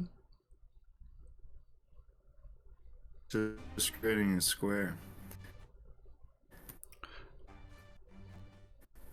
What was that? I select. I'm on the little arrow. On the little arrow. So you should be able to just you should be able to just left click on it and then drag and move. If you hold it too long, it'll ping like that, yeah. Okay, I'm gonna and I drag circles for me. Oh shit, everything's glitching out here. I'm gonna turn off the music. I'm gonna turn off the music. We need to free up some I'm just creating space. 2 boxes. Okay, we're gonna take a moment here. Music, it's too much for the computer right now. It's too much. Everyone's using the internet right now, I think. That's potentially the case. There we go. Okay. All right. Okay. Dang. Okay, so like that. Boop. You just if you hover over. Yeah, I don't know how to describe it any other way. Because if you drag over it like that, that's right. That makes a blue box. Yeah, but that still would select it. And then you click on the token itself, and you can move like this. You see? I'm seeing it. All right, put it there. Try again. Click. Click. Okay, I got it for now. Where do you want to go? You can ping. Right where that T is. Oh, okay. All right, I'll get rid of the T. Oh, I'll move the T off so you can. Oh, you won't be able to move it. So, was it right there? What is goofy ass thing? Yeah, that's fine. I just wanted, Okay. diagonal there. Gotcha. Donk. Okay. All right. With that, it is Donk's turn. So Donk is going to rage as a bonus action. He is indeed a barbarian. Where's that indicator? There we go. Oh boy, the video's going away again. I don't know what the problem is. The encoder's not even overloaded. Huh. That is weird. Weird. Okay. Well, we're going with it, folks. This is the best we can do here. The stream will go on. Doing it live. We're doing it live. We're figuring it out live. I don't know why it's doing that. If anyone knows, any streamer more versed than me, please speak up. I'm just a baby. I'm just learning. Okay. Just a gnome. I'm just a gnome. Okay, so it is going to attack this one right here. He's going to rage. He just roars out and is going to attack recklessly against this green kobold here. He's going to roll with advantage. Oh, nat 20. Let's go. Okay. The stream is glitching there. With that, what the fuck? Click that. Does that help? should be visible now. I don't know what the fuck is the problem. Pissing me off. Okay, so with a nat 20, he utterly slices them in half because I use crunchy crit rules, so that normally does max damage on one die, And then you roll again with his rage, and minimum damage is enough to destroy this creature twice over. so let's just see if it explodes. It doesn't explode, Luckily, because he's right there. Oh, Oh, he went away again. I know. I just keep popping in and out. I wonder if I move you over here, that'll do it. My camera's on. It just keeps like coming off. Yeah. 'Cause I'm on the Discord. Yeah, you're on Discord. It's just the OBS is the problem right now. Oh. And I have another one on my phone that's not using Wi-Fi, so it should show. Oh, you shrunk a little bit. Let me just. Whoop. There we go. I moved to a different Cool. screen, So hopefully that'll be the case. because OBS is weird where, like, if I minimize things, it stops using that as a source. So I haven't been minimizing you. I've been clicking off on other sources, so hopefully I do that. I have a secondary one on my phone here with the stream manager to see if you disappear. It's a little bit delayed, but it should still work. So hopefully that helps with having you right there. Okay, so This one is also destroyed. Yeah, and we're gonna get Spotify up and see if that's any better. I might have regretted opening a new thing, but we'll see. Okay. And then he is going to move up into these one's space, and that is going to be his turn. so now it is the kobolds. And for everyone, it's like, what? You got a DM NPC? Interesting. I'm like, well, normally I don't like having a DM NPC that literally has like PC stats as a DM, but with a solo party, it's kind of necessary. Otherwise, it's combat can be tough.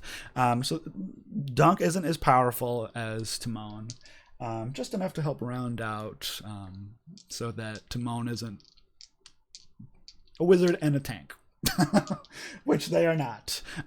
So he's here to circumvent. Okay, so the kobolds are gonna go. This one here, right up in his space. They're both just gonna run up to him and are going to attack. He was reckless, so they have advantage, but they also have pack tactics, so they have advantage anyways. So they roll advantage. Oh, Advantage. burnt a nat 1, but still with a... What is that? A 9 is going to miss his AC. So let's roll again with the other one. A 15 is just going to hit his AC. Okay.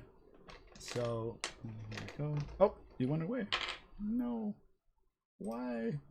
Why are you like this? Okay. OBS. Work, please. Okay, so that's 5 points of damage, but he's raging, so it's halved to 2. Okay. That is their turn, and you hear the sounds of more coming in this direction as you were not super sneaky as much as you tried to. You hear the sounds of more coming. They're not here yet, but they will presumably arrive fairly soon. Okay, that's their turn. It is your turn once again, Timon. Right. I like it. I like it a lot. How deep is this water? Do I know? Is it just like a little creek? You can give me a perception check. Quick perception. Or what's your passive perception, actually? Passive is 10. Okay. I'd say that is enough. Sorry, I'm going to pull up their stats on my phone, so it's less stuff on the Wi-Fi, because I have it on off of that. Just to minimize the things going on here so that you don't go away. So you don't go away. Okay. Oops, that's wrong thing. So it looks to be not super deep. It looks to be maybe about, at the deepest part, it looks to be about maybe about like a foot deep or so. So you think, especially for you, it would be difficult terrain to move forward, and there's a chance of getting caught up into it. It's not very fast moving. So you feel you could walk through it, but it'll slow you down a little bit. Okay. Okay. And we'll zoom in on the map a little bit more since you guys have the focus. Let's focus. Fun stuff. Then in that case, scary things might be happening. 5, 10, 15. 5, 10, 15. Meow. We will go there. Okay. And we're gonna sling a little bullet sling at the left cobalt there. Okay. Sorry, I'm trying to get music, but it's slow going. So you're gonna throw you have sling?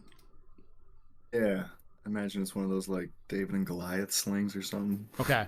Or this one here? That's where I go. Oh, and that's where you, I'm gonna I attack see, the because you can't. cobalt on Yeah. the left. Okay. All right. You can go ahead and give me an attack roll with the sling. Yeah. Yeah. Oh yeah. 17. Nice. This combat music might be a little too epic for kobolds, but let's just get something going. All right.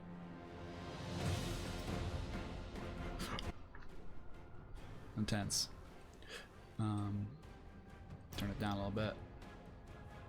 Okay, let's see how OBS is taking that. Turn it down a smidgen.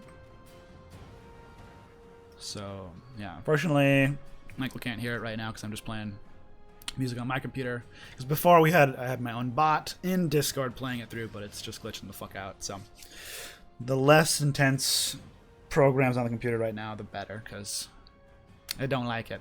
What's my bits right now? Maybe I'll turn it up to 5,000 later. We'll see. I don't really know. Any streamers in the chat, help me out. I'm a baby. I'm trying my best, honey. Okay. What was the attack roll? It was a 17. Okay, that'll hit. Nice, nice, nice. 1d4. Nice, I got a 4. Okay. It adds your dexterity modifier. My dexterity modifier is +1, so 5. Okay. Oh, actually, hang on. So, I think you're proficient in slings, right? Yeah. Okay. Gnome said they were. Yeah, I chose a sling and a dagger, yeah. Okay. Because I'm like, wizards, I don't know if they have many, but they might have those simple ones like that, yeah. Okay. All right, so what was your dex again? It was 4 plus... Dex is +1, so 4 + 1, 5. That's just enough to kill them. They're not very chunky, so you chuck the sling right at the head, and it explodes. The blue cobalt explodes into lightning, so I need a dexterity save from Donk. He has danger sense, so he has advantage. He got a 14, which is a success.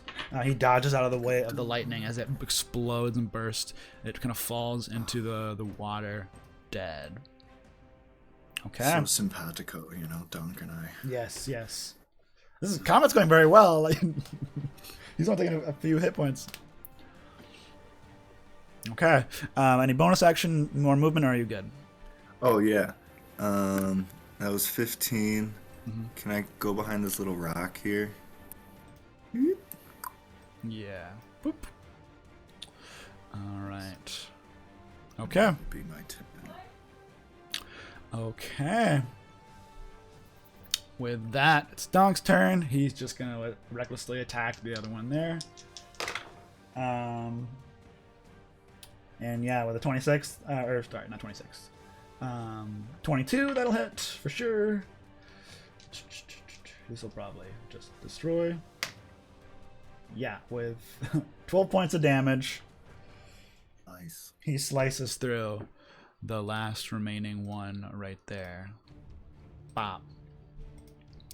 With that, he looks at you like, now what do we do? There's more coming, I think. Yeah, I kind of pop out of the corner. Yeah, from the entrance there. Let's take him by surprise. Okay, In which case, he is going to try and move over there more. So 5, 10, 15. You think 5, 10. Okay, so he has enough to do a running jump over the space based on his strength score. So he runs across and jumps across the river.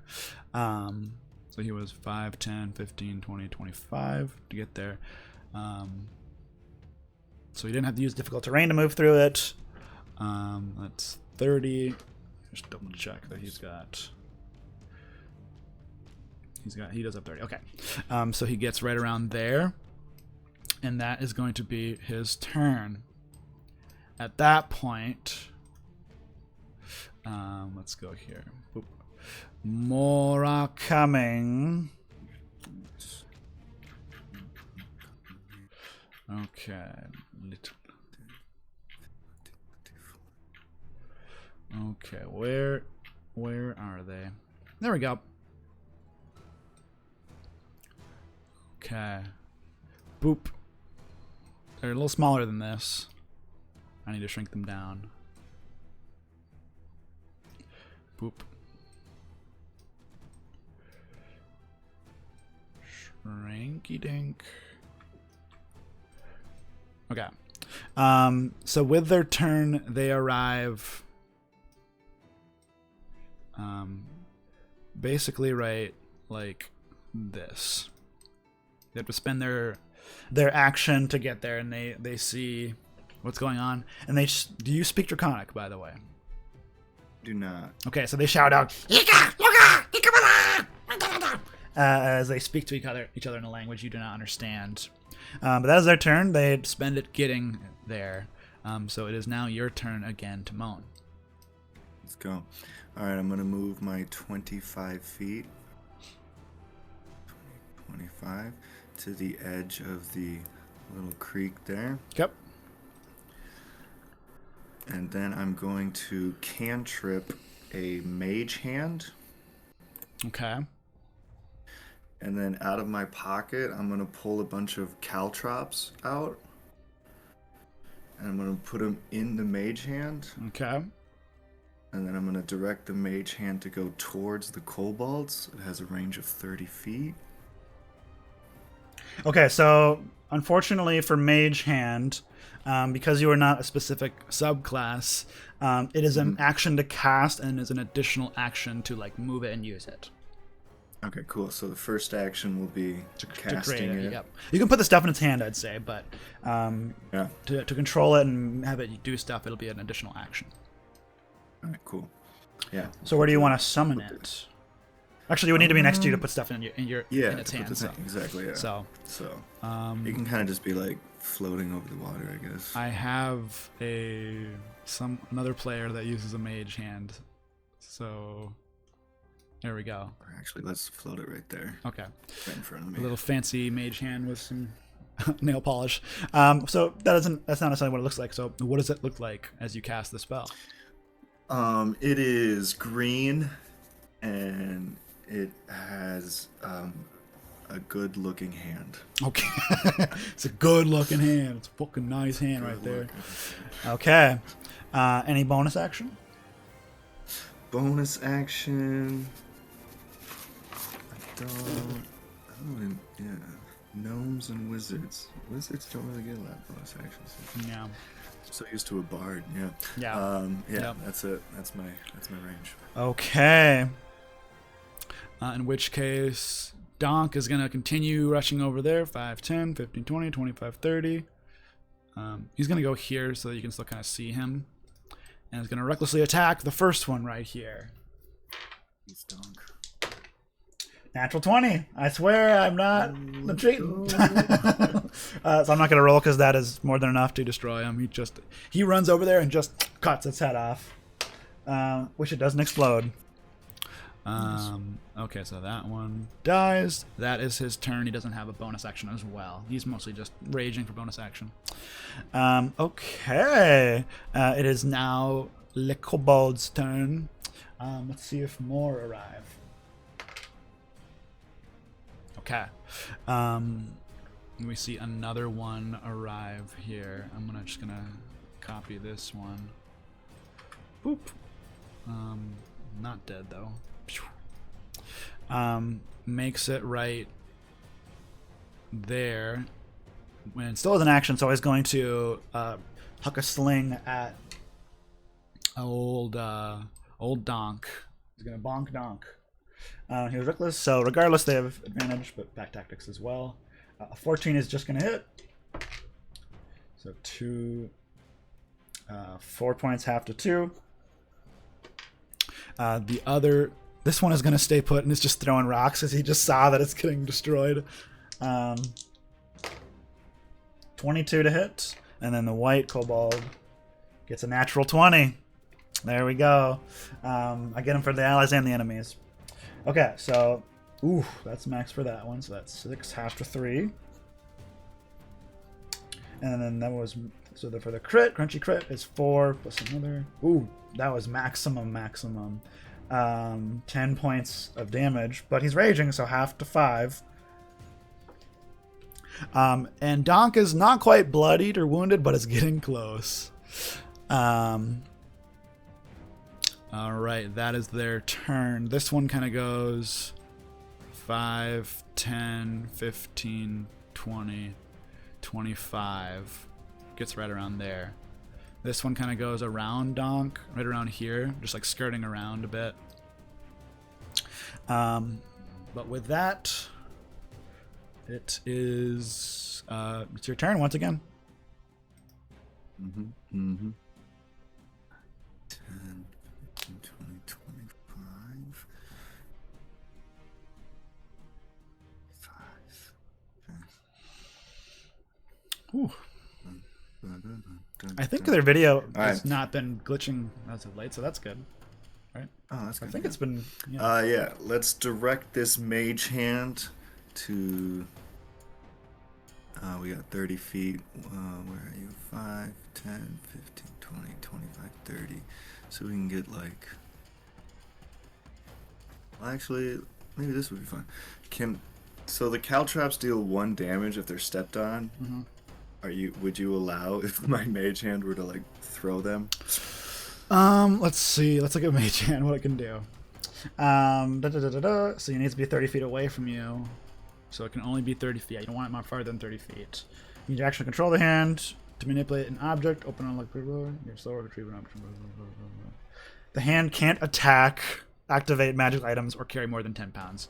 So I'd say probably not that. But you could throw them to like be placed like caltrops. But I don't think it would count as an attack. Yeah. That was the original idea. Okay. Yeah. Okay. Wanted to catch them running. Yeah. But they're out here. So yeah, so we'll go the 30 feet. So that's 5, 10, 15, 20. 20, 25 feet. Right there. Down there. That's and 30, then throw the caltrops at the kobold's feet. Okay, give me because it's going 10 extra feet. You're trying to get a little bit more out of this than it normally could.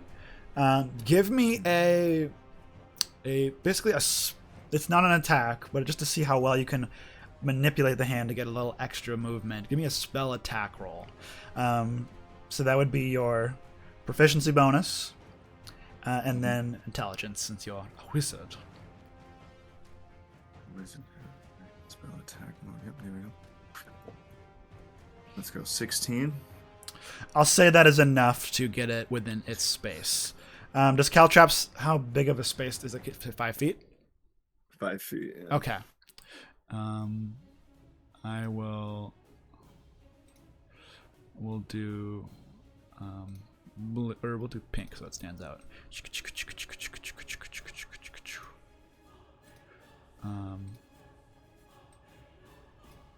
Okay. Let's put that. Wait. Let's put the to the back. Perfect. Okay. All right. So you toss them over there. Do you have caltrops out by chance? Otherwise, I can look it up. Yeah, I do. Yep. Okay. So feel free to read it out. Yep. As an action, you can spread a single bag of caltrops to cover a 5-foot square area. Any creature that enters the area must succeed on a DC 15 dexterity saving throw or stop moving and take 1 piercing damage. Until the creature regains at least 1 hit point, its walking speed is reduced by 10 feet. The creature moving through the area at half speed doesn't need to make the saving throw. Interesting. Okay. So it's within its space, so we'll say it does this right away. So what was that first part where it makes a dex save? Oh, actually, no. We'll do it at the start of its turn, because then it would basically stop moving. Yeah, we'll wait till the start of the turn. Okay. So you place them on the ground. It's moving away in the moment. You place them right there. You have bonus action movement. You just don't want to get farther than 30 feet away from the mage hand or my movement. Yeah, let's go into that water. Let's do it. Okay, so it'll be difficult terrain, but you can move through it. Yeah. 5, 10, 15, 20, 20. Yeah, so I end up like somewhere in the middle. Okay. Yep, so 5, 10, 15, 20, 20. Okay, nope, you can only get this far because you have half movement, yeah. Okay. Perfect. 5, 10, 15, 20. So 20 would get, next turn 20 will get you like right there, and then you'd have 5 extra to move. If you go through this square, because it takes the difficult terrain to get out of it as well. Alrighty then. And yeah, now you have a better view that you're here. You see over here, glowing red gem. From the distance, it's hard to tell exactly how big it is. It's like partially in the wall a little bit, but it looks to be maybe about that big or so, like a grapefruit. That's nice. Yeah, decent chunk. Excuse me. Oh my goodness. Oh my goodness. Okay. All right. In which case, it's now Donk's turn. Donk is gonna bonk recklessly. That's gonna be a 21. Will hit. Okay, with 13 points of damage, he cleaves through it, and it does explode. So he needs to make a dex save. Nat 20. He succeeds. God damn. I'm rolling a lot of nat 20s. Nice. Let's go, Donk. He dodges out of the way. Okay. Up. And he is going to run over to the one in the cave. Yeah, he runs deeper into it and goes, "Come at me!" shouting. But you do hear the sound of more coming. Okay. And that point, it is going to now be Le Kobolds. So we'll start with this one on the caltrop. So what was that again? It's like when they enter, they need to make a dex save or stop moving. Yep, dex save DC 15. That is going to be a 12, so they fail. They fail, they stop moving and take 1 piercing damage. Okay. 1 piercing damage, can't move. So they realize they're in this space, and they now next turn they're going to try to start moving slowly out of the space, we'll say. Because they're worried. They step on it, they step on the ground and go, and they do not like it. So they see you controlling this magic hand, so they're going to throw a slingshot at you. Let me double check if you're in range. Okay, you're just in range. Let me just double check again. Yeah, you're just within range. Okay, so they throw a slingshot at you. Natural 1. You're so lucky. No one's touched you yet. And then it's trying to avoid the caltrops and just chucks it, and it lands like 5 feet in front of you in the river. Okay. In which case, let's see if more arrive. Okay. You see 2 more arrive. This one runs up and basically gets over here and flanks Donk, who is kind of by himself right now. Another one arrives. Boop, boop. This one just gets... they're not quite on the map yet, but because Donk was within range, is going to throw a sling because they have their action to do so. For anyone watching that sees different rules, how I do flanking, instead of the traditional advantage, which it's a variant rule anyways. I do +2. So that way, if it have advantage in other ways, you can gain the advantage in the additional +2. Works out for players, but also for the enemies as well. So that's what's going to happen here. So they have advantage because pack tactics as well as he was reckless. So we're going to do the first 2 that are being in his melee. So that's going to be a 22 to hit and a 14, which is going to just miss him actually, even with flanking. And then the additional one that uses the sling that's technically off the map. We'll put him right here so we know he's off the map. He's not in the wall. That's going to be a 21 to hit, so we got 2 hits. Okay, so that's 3 points of piercing from the dagger and 7 points of bludgeoning. So that's half to 1 and half to 3. And now Donk is bloodied. That final shot to the head cracked him in the skull, and he's bloody. He goes, oh! No. Timon, it's looking weird. I don't feel great. Should we grab the stone and go? Back to me, Donk. Okay. I've got us surrounded. He can't say all that this turn, but he's kind of shouting about like, as he's in the middle of fighting. That's the kobold's turn. And it is now your turn, Timon. Let's go. 5, 10, 15. Yeah, let's get out of the water here. Let's get out of the water here. And we'll just kind of... We can go... So here we use 20. Yeah, that's good. Okay, so that's 20. So you got 5 extra feet. -7. 5 extra feet. We can go one more diagonal. Okay. Yep. And then we're gonna do another magic missile at 2nd level this time. Okay. Who are you targeting? You're gonna target the one in the caltrop for 2. Okay. And then the one right next to Donk for 2. Okay. Yep. There's the upcast for 1 extra. Okay. Let's get them rolls. They just hit. So once again, the dagger missiles just shooting out of your spellbook. All right. Mr. Cobalt stuck in the caltrop gets 4 + 1 is 5 + 1 is 6. You get +1 to each dart, so an extra +1. 7. So that destroys them. Doesn't explode, so you can recover the caltrops if you would like, if you have time. But does kill him. Nice. Okay. Nice. And then I rolled 2 3s, so that'd be 8. Okay. Also kills that one. Let's see if it explodes. Doesn't explode. That's lucky. Okay. Poor Donk. Not looking great. Okay. All right. That your turn? Bonus action? Yeah, that's my turn. Okay. Donk's turn. He's going to attack the one right next to him, recklessly. Because he doesn't know any other way. It's almost a crit.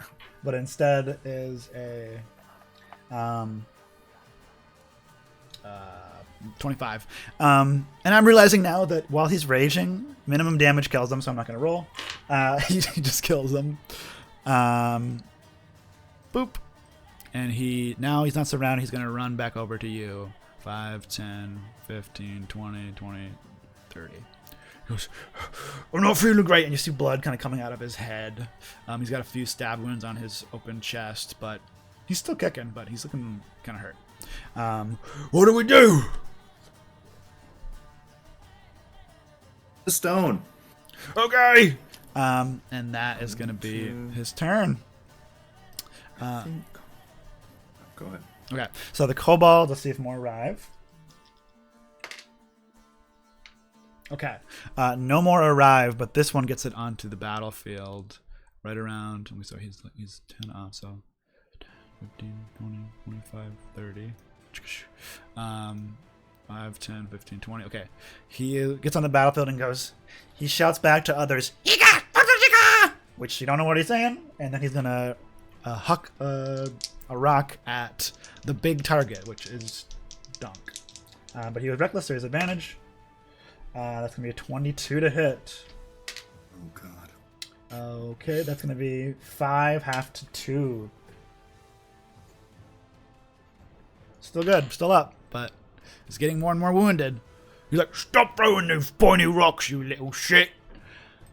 Okay, that is the kobold's turn. None of them had this turn, but you still hear some off in the distance. It's your turn again, Timon. All right. All right, yeah. Yell into Donk, to the stone! And then I'm going to go... I would like to use an action to pull out ball bearings. You don't need to spend an action. You can do a free object interaction to pull it out. Okay, cool. So kind of the same scenario. I'm going to run past the mage hand, drop the ball bearing bag in the mage hand. Okay. And then, I guess the action would be like to control the mage hand. Yeah. Yeah, let's do that. Okay. Okay, cool. So yeah. So So the plan is 5, 10, 15, 20, 25. You probably get close to that river there. Right there. 5, 10, 15, 20, 25. Are you going to move the then- mage hand? Probably first, maybe. Yeah, because if you get more than 30 feet away, it disappears. It disappears, yeah. Yeah, you lose. Yeah, focus. I want the mage hand to drop the ball bearings, like, in the entrance where the kobolds are coming. Right so here? they'll trip on them. On this one?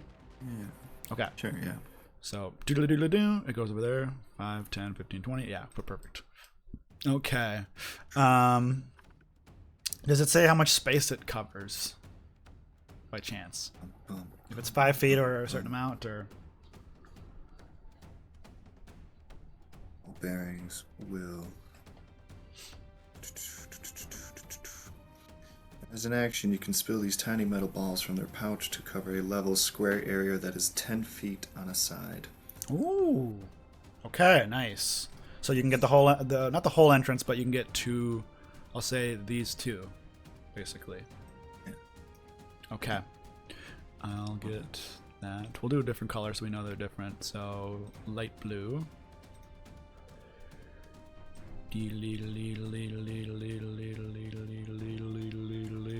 Okay.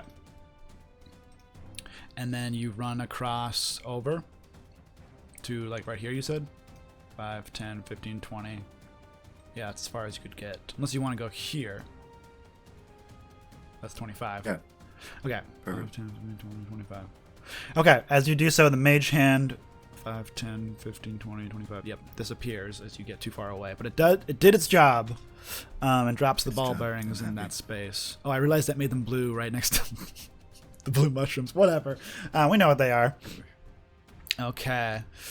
All right. That bonus action? Or you good? Bonus action? Yeah, nothing. Okay. Yeah. All right. It's Donk's turn. Donk is going to follow your lead and go across. 5, 10, 15, 20, 25, 30. He's going to dash and leap across because he has a long jump that can span it, so he just jumps across. His strength's super high. 35, 40, 45, 50. This is a slight elevation, so you need to spend 5 feet moving to get up. So 55, 60 gets him right there. He's running over towards that, and that's going to be his turn. Unfortunately, he didn't attack anything or take any damage, so unless he takes damage before the start of his next turn, he will lose his rage. But he's got more, need be. Okay, that's his turn. Kobolds. So this one, let's see if they're smart enough to try and dodge or go out of the way of it. No.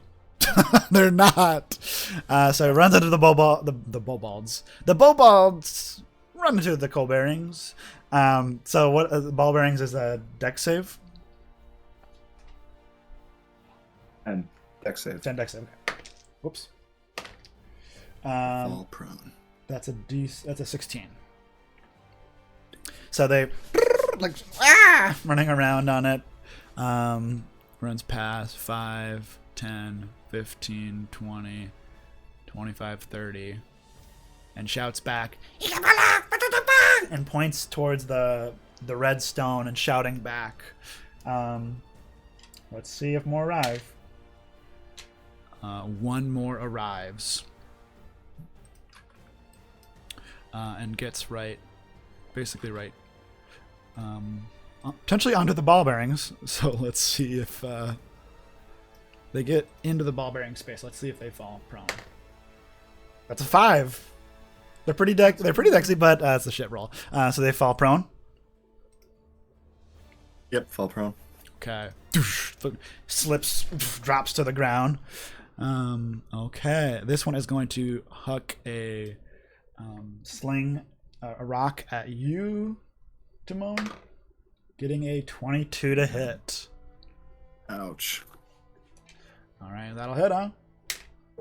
That is. Ooh, max damage. 6 points of bludgeoning damage.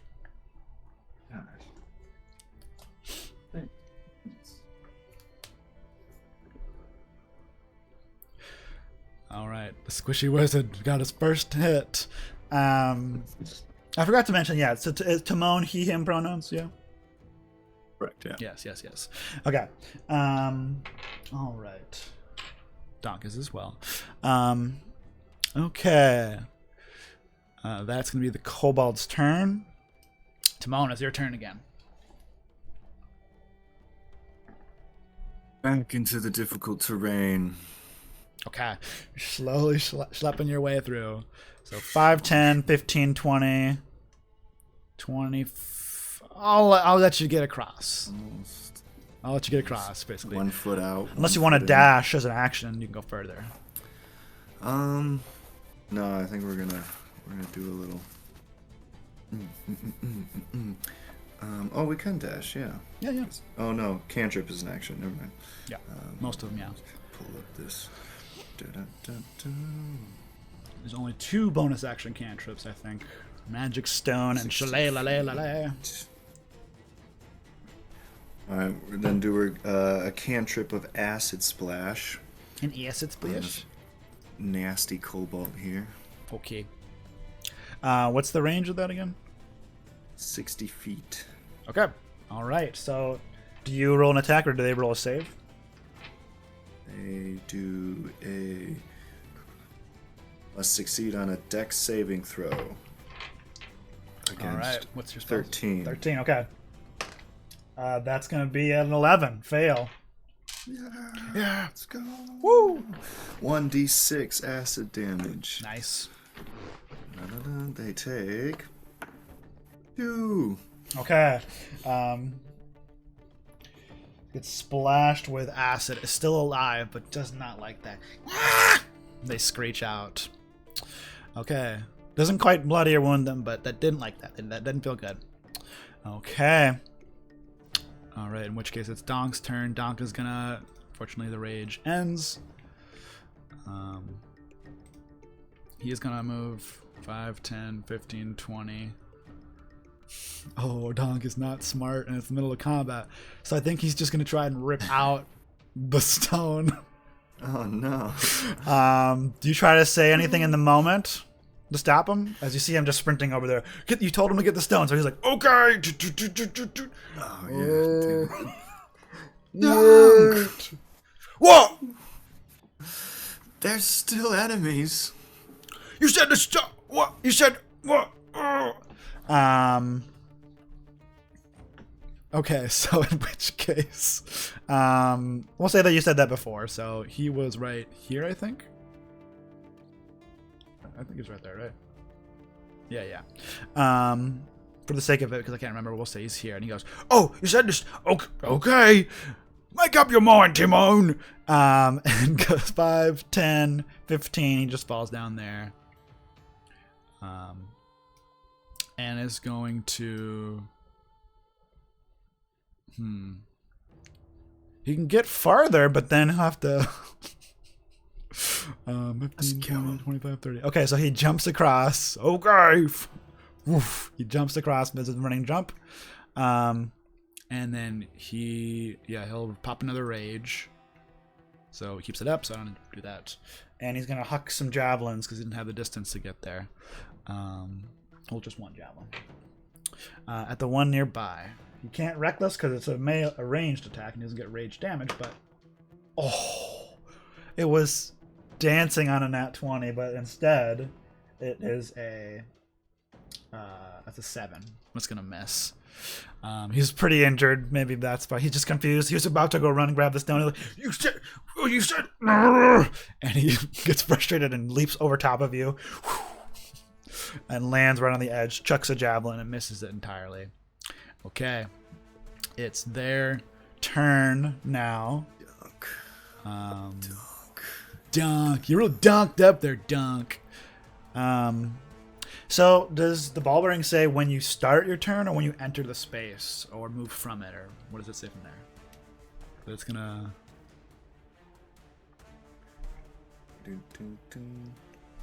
A creature moving across the covered area must succeed. A creature moving through the area at half speed doesn't need to make the save. Okay.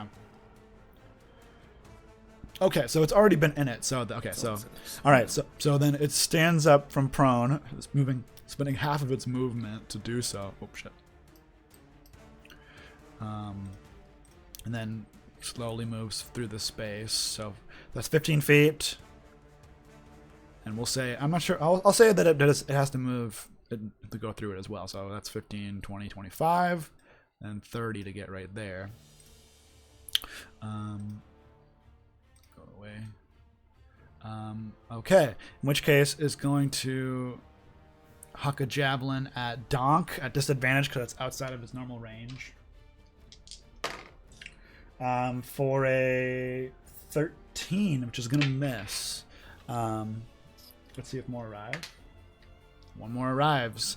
And this one is also going to huck a rock at him as well. Natural 1 misses. Goddamn. These fucking guys. Okay, so let's get that one appears right there, and is gonna Run to the ball bearings. Actually, no, this one is smart enough, so it dodges. It goes out of the side. goes outside of the ball bearings around the edge. It's going to probably... Yeah, okay. Can't do anything else. That was his action to get here, to dash. Yeah, you hear that, like, it sounds like a few more are coming. You're not sure there's many. Like, it sounded like more earlier, but now that many have arrived, you think it's not going to be as bad necessarily. There still sound like some are coming. You're not sure how many. All right, that's their turn. Timon, it's your turn again. Alrighty. Let's, yeah, can I climb this thingy? Yep, so it's just difficult terrain like the water. Yeah. So it's just 10 extra feet, so 5, 10 gets you right there. I have a range of 60 feet with this.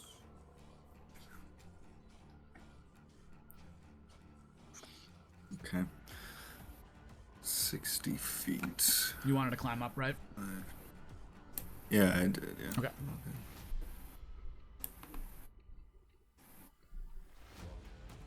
Nice. Okay. Yeah. I have a range of 60 feet with a Ray of Sickness spell. Okay. I'd like to hit that kobold, please. Coming in. Make a ranged spell attack. Right. Go. Dun, dun, dun. Ooh, 16 plus 5, 21. That'll hit. Let's go. 2d8. Nice. 1 and 2. Where's my 8? Right there. Yeah. 5 and a 6 is 11. And must make a Constitution saving throw. On a failed save, it is poisoned until the end of my next turn. Your Okay. next turn. But you did 11 damage to it, 11 damage. so we don't have to worry about that because you kill it. So what does it look like as you cast this spell? Again, pulls the book out, makes a weird acromantic kind of gang sign affiliation kind of hand stuff, pulls out a big bubble of noxious gas, and my spell for it is Dogus Tutus. August. Kind of Jesus. Okay. Shoots it Oh. at the kobold. Okay. It explodes into its face, and it's and it pukes up its stomach, ripping itself apart as it's so nauseating. Yes, it pukes up its stomach and explodes into lightning. That's funny. Disgusting. All right. Dead. Okay. Do you want to keep moving? You moved 10 feet so far. Yeah. 15, 20, 25. Yeah, let's go into the cave. Okay. You see that stone looks so nice, delicious. Looks like a nice grapefruit-sized stone of it. Definitely the same thing you saw before in that lab a little bit ago. Ooh, nice. Okay. There's a little glint in my eye, a little salivation going on. Okay. All right. In which case, it's Donk's turn now. He attacks those rage stays. So he goes 5, 10, 15, and is going to try to decapitate this guy. Reckless. He doesn't know any other way. Okay, that's going to be a 21. And minimum damage destroys these guys. Oh, he just slices it through. Oh, it does explode, though. So let's see. He makes a dex save. 21. He succeeds. Or 20. He succeeds. Okay. Dodges out of the way of the poisonous gas that bursts from this kobold as he slices it down, bisecting it through the middle.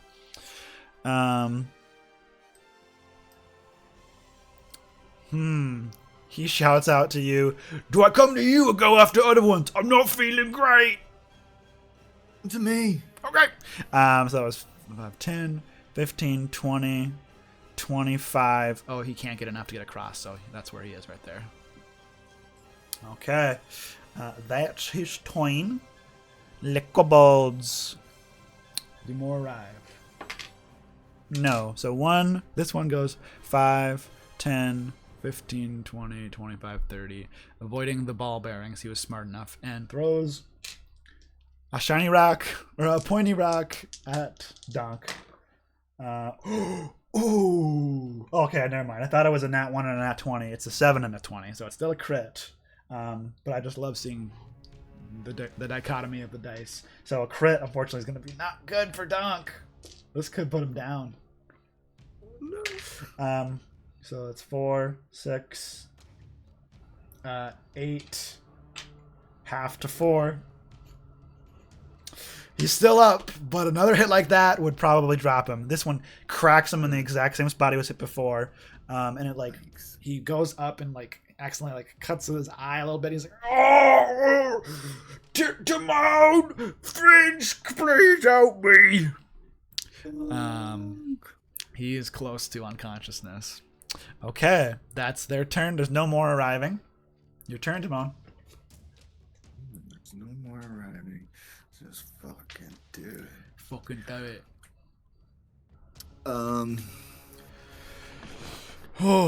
Yeah, I think was What do magic you- missile 60 feet or 30 feet? I think magic missile was 120. 120 feet, yeah. Alright, first level spell. What do you think, chat? Is Donk gonna survive? Will Timon get the stone? Let us know. We're gonna magic missile this kobold here. Okay, go for it. We're gonna end his life. End his life. Unalive him, as TikTok says. 2, 4, 10. 10 points, plus 3 is 13. Just for fun. He does explode into acid. But yeah, he's exploding into acid, destroying this last kobold on the field. You still hear more coming, but they're going to be farther away and not quite as many. All right. Oh, come quick. Okay. All right. Keep moving. Alright, yeah, let's get to this thing. I pull out, going through my pack, trying to find my mining pickaxe. Pull out like a little hammer, chisel, whatever I gotta do to. Do you have those? I have wood carver's tools. Okay. You did get a bunch of stuff Leather- before, I remember, yeah. carpenter's tools. Okay. Do you I have? know, I never bought like a pickaxe. Damn. Okay. I know. Okay. So if you Otherwise don't I have, could, I mean, I wonder if I could just like, you have can I just mason blast tools? it? You could try to blast it. Yeah. There's a good chunk kind of sticking out of it, and there might be more within the spade, within like the rock itself. It's up to you. You don't know how delicate it is itself, though. So Right. I could say if with wood carver's tools, I might give you like a bonus to it because it's not masonry tools, so it is not perfect, or like a pickaxe, but it'll be easier Right. than just trying to yank it out, right? Yeah, whatever. They don't tell you what's in there, so like, yeah. Whatever. If it's a carpenter's tool, wood carver's tool, whatever's the sharpest chisel-like thing, and a hammer. Yeah, I'll say carpenter's tools. Yeah, I'll say carpenter's tools. There's something where you can get in there. It's not going to be perfect. You might be at disadvantage or something like that, but you can at least make the check to do so. Yeah, masonry tools or like a pickaxe would have been. Yeah. Okay. In which case, you pull that out. You spent your action to cast the spell. You're sitting right there, and you can feel like you're a little closer than you've ever been to the other one. There's definitely magical power kind of emanating off of this. Just this faint red glow coming off of it. Almost like this vibrational energy just begging you to touch it. Do you do so? I touch it, yeah. Okay. In the middle of the battle and you see this thing happening here, and you go, I want to touch it. You reach out and you touch it. Do you have gloves on? I need it. Oh, I forgot to put gloves on. Yeah. Damn it. So it sounds like you didn't. Gloves. I didn't have gloves on, no. Okay, so you touch I'm it. lured by it. Give me a Constitution saving throw.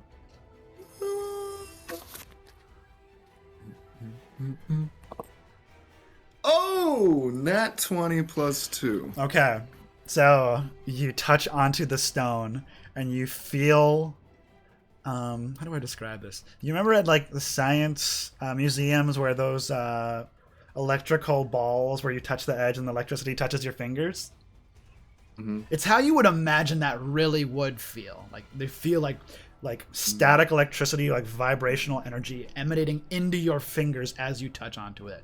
You feel magical power not rush into you, but you can feel this is powerful, and just touching it feels good. There's euphoria associated with this. You feel power from this thing, and this is a good amount of it too. Feels good. But in that moment, you also remember, you're kind of like caught up in the moment, and then you remember, ooh, said not to touch it. You pull it away. But that was nice. She said you shouldn't touch it, and now you see like, oh, she was right. There is an allure to touching this thing. Okay. It's Donk's turn. Donk is going to come to you. He is going to step. Well, no, he'll just walk through. 5, 10, 15, 20, 25, 30. He can't quite get as far. Oh, he'll dash. 5, 10, 15, 20, 25, 30. He goes, "You want me to smash it?" No.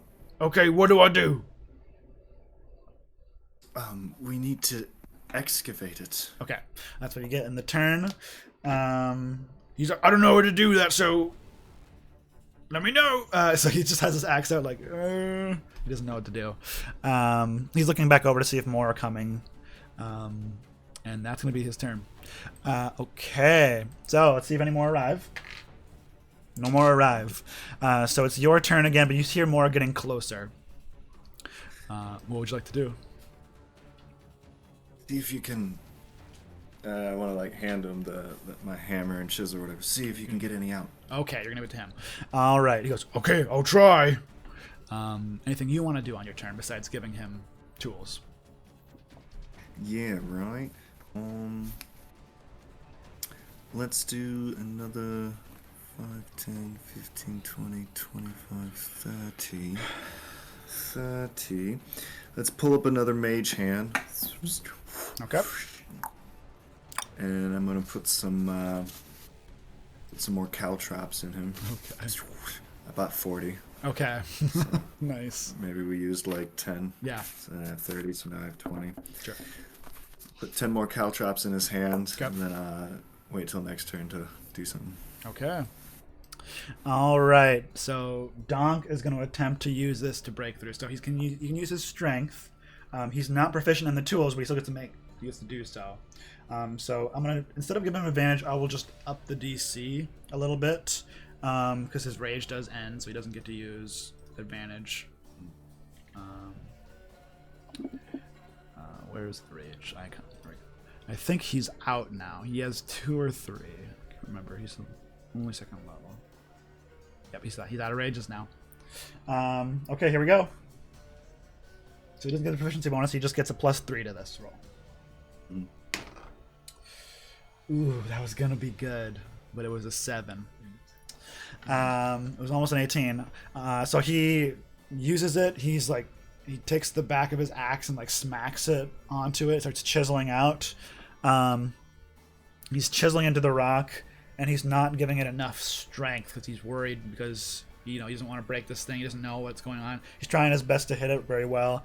It's starting to cut into it a little bit into the rock, but not making great headway. I'm trying, it's not really working. Keep going. Okay. All right, so let's see if more kobolds arrive. None arrive. Oh, lucky. Timon, it's your turn. All right, we're gonna order the mage hand to just kind of hang out at the top of the of the thing there. Yep. Just chill out for a little bit. Is it dropping the caltrops? No, I just hold them Okay. for now. Floating. All right. Waste another spell. Yeah. Yeah. Moral encouragement to Donk. Okay. All right. He is going to try his best. Yeah, here we go. Okay. With a 10, he makes some headway. He starts chipping away on stone, and you can see like this is starting to damage the tools a little bit. It's not meant to be working on stone, it's meant for something much softer. And you can see that he's starting chipping away behind it, and you almost see like the end of where this little node is. You feel confident that like you're past the point of, okay, we're around a point. We don't think it's going any deeper than this. It might be at a point where you're able to grab it and pull out. It might be you might need to chip away a little bit more. You're not sure how delicate it is, but yeah. Okay. So he spends his action to do that. He's like, Okay, I think it's mostly free. Do you want me to try and grab it or keep going? Yeah, keep going. I actually have a piton. A piton? A python? "Tong." A peg or spike that you drive into rock or a crack to support a climber or a rope. So that might help, but it's not meant to split stuff because if it does, it's not going to work well. Right, yeah, it's more meant to just drive in. Yeah, drive into it, but you could still use that as well on your turn. Okay. Go for it. All right, so he does that. Yeah, keep going, Donk, keep going. Okay. 2 more kobolds arrive. Boop. You gotta take away the X. Bring it on. Okay. But they have to spend their action. Oh wait. Stupid. They both go into the fucking ball bearings. DC 10, right? TC 10. They're lucky they're dumb. 18 and then a 13. So they both succeed. So they get they like do the whole like the fucking silent film, like spinning around on the marbles. But they have to spend their whole action to get right there, and then they look over and see you, and they go, they see you messing with the rock, and they look absolutely horrified in their eyes. Okay, it is your turn, Timon. Well done. Alright, I'm gonna yell to Donk to keep going. I'm gonna use my 25 feet to go right there. Okay. Oops. And then... Let's zoom in. We can see Timon a little bit better. There we go. Look at that little cutie. Crazy little bugger. Oh, you can see Donk a little 5, bit. 10, 15, 20, 25, Oops. 30. Look at those fuckers. Lovely. Lovely. Alright, so then if we send the mage hand 30 feet left, he can throw those. The mage hand can throw those caltrops kind of next to the other ones there. 5, 10, 15, 20, 25, 30. Oh, wait, right there. So he's going to drop him right there? Yep. Kind of like before. You want to try to throw it 10 feet or 5 feet? Yeah, let's try throwing them. Okay. Next, as close to the pink ones. Okay, then get another spell Not attack. as close, but like here. Da-da-da-da-da. Yeah, we got a 12 plus 5, 17. Okay, I think that was the same as you got before, so we'll say you get it where you wanted it there, so. Oops.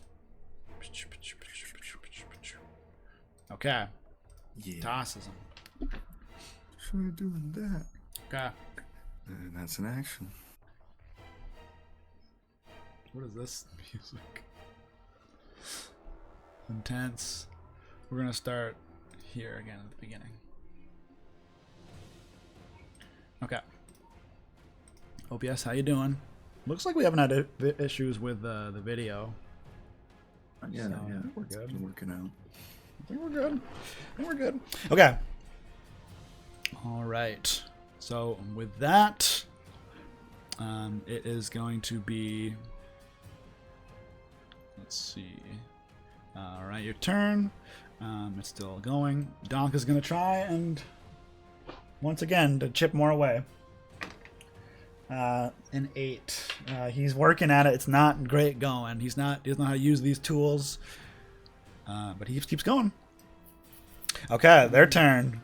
They go 5, 10, 15, 20, 25, 30. They try to like move through the mage hand space. Doesn't do anything, so they look to you. 5, 10, 15, 20, 25, 30. You're just out of range.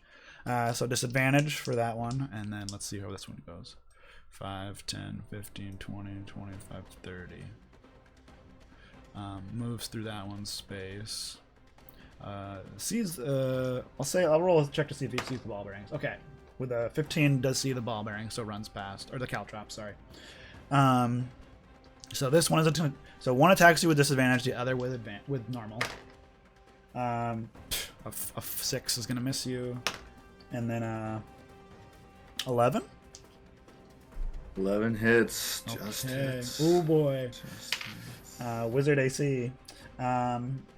3. It's 5 points of bludgeoning. Yikes. Are you bloodied? Okay, I am bloodied. Oh boy! Anyone got any healing? Oh boy. Okay. All right. That's their turn. It's your turn, Timon. Let's go. Second level magic missile. Okay. Is this your last second level? It is. Okay. I'm losing resources here. Is it 2 on both? Yep, 2 on each. Okay.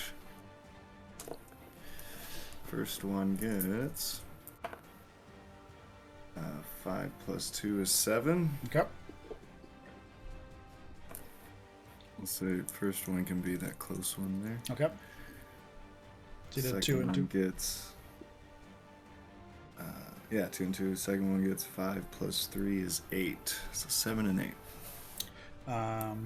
Oh, okay. I see. You did both. Both of them are destroyed. Let's go. And neither of them explode. I wasted a crit on that. I can't. Okay, there we go. Couldn't click on the guy.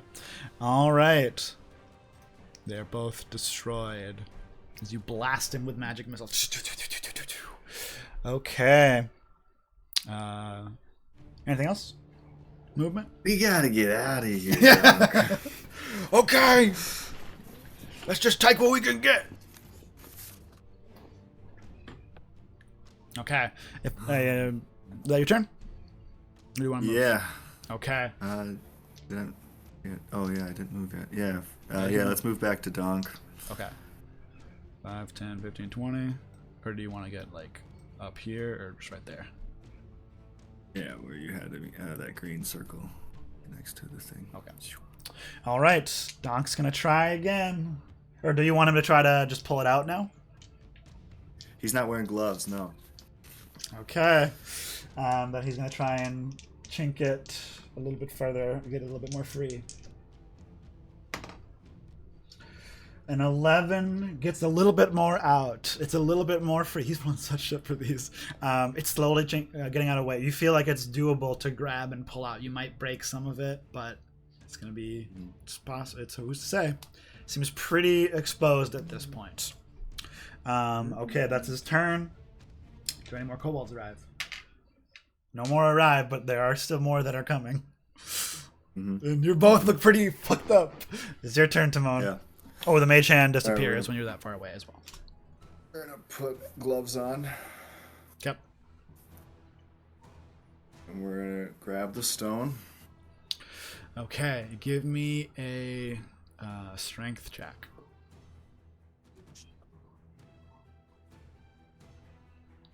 Well, 16. athletics if you were... Okay, in case you're proficient. 16. Okay.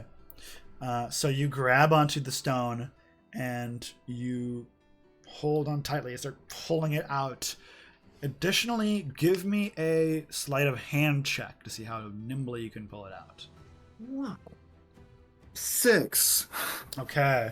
It makes sense with you're pretty surprisingly strong. Your adrenaline is pumping. You're damaged. You see Donk damage. There's more things coming. You need to get the fuck out of here. So you grab onto the stone. You yank onto it. Psh, you rip it out of there. You see a little bit of like red glowing stone still remaining in the rock, just kind of like stuck in there. It kind of like broke off when you pulled it out. You got the vast majority of it here. So there is a little chunk still within the rock, but you can see that would be tough to get out without chiseling away for a while to get it out. But you got the vast majority out. Oh,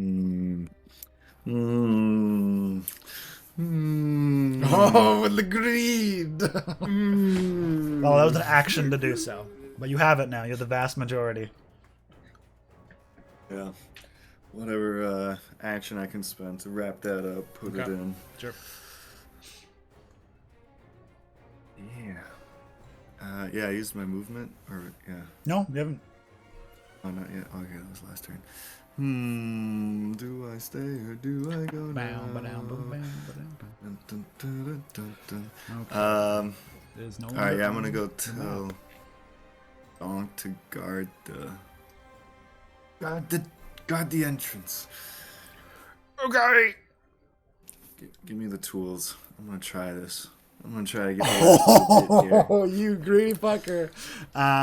He drops the tools like, you're crazy. We're gonna die in here. He gives it to you.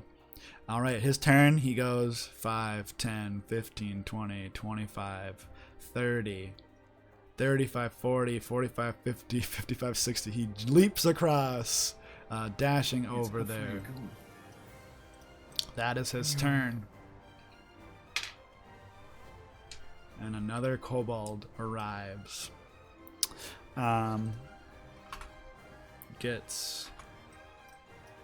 right. Optical. Cancel. Right there. With a 14, succeeds the barbarian's DC, but just arrives on that turn. Looks over and goes, "Get your papa!" freaking out, pointing towards you in your direction. Okay, that is the kobold. It's your turn, Timon. The greed. The greed. See if we can just chisel this out. All right. Give me a... you're proficient in the tool. I just adjusted the DC, so you don't have disadvantage. So you can give me a strength or dexterity-based proficient check. Because you're proficient in the tool, so you had proficiency. So you're probably dexier than you are strong. Oh, yeah. So you can use your dex bonus and your proficiency bonus, which I think is... It's +2. Right. Yep. So 2 plus your dex. Dex +1. So 3. So Plus plus 3. 3.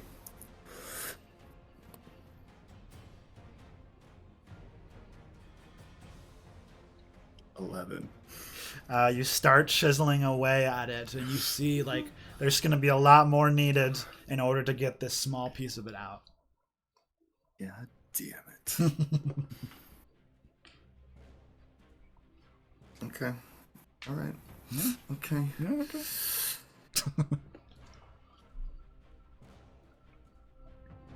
What do? Do you stay put? I don't know. Get the fuck out of there. I'm not going to tell you what to do, but yeah, Doc might be all right. Let's get out of here. Okay. 5, 10, 15, 20, 25. Yeah, that brings us to the edge. Okay, you get right to the edge. All right. Do you say anything to Donk? Let's go. Let's leave. Fucking finally! As you say that, it's his turn. He is gonna. He's not gonna leave you, so he's gonna focus on this one here. Okay, he's gonna huck a javelin. Just within the normal range. Oh wait, but it's not prone, no, because he didn't fall. So just normal roll. A 22 is gonna hit. Nice. Oh shit. So that's 2 plus 3. 5 is just enough to kill it, actually. So he chucks the javelin, hits it right in the head. It doesn't explode, but that's that. So then he goes, "Let's fucking go!" And he goes 5, 10, leaps across 15, 20, 25, 30. And he goes, he could go farther down, but he doesn't want to. he knows he can outpace you. That you killed him. I could spend more time getting the gem. You could. More are coming. Yeah, you think it would take a good amount of time to get that small chunk out. It's so like Stuck within the rock. and how it broke off with your stone. You could try, but you think you're intelligent. Your character's pretty intelligent. You would think like this will take some time. Maybe a minute or two, and a minute is 10 rounds. So Yeah. Okay. All right. all right, that is his turn. The kobold is gone. Let's see if any more arrive. One more arrives. That makes it right. Oops. Oh shit! 2 of them appeared.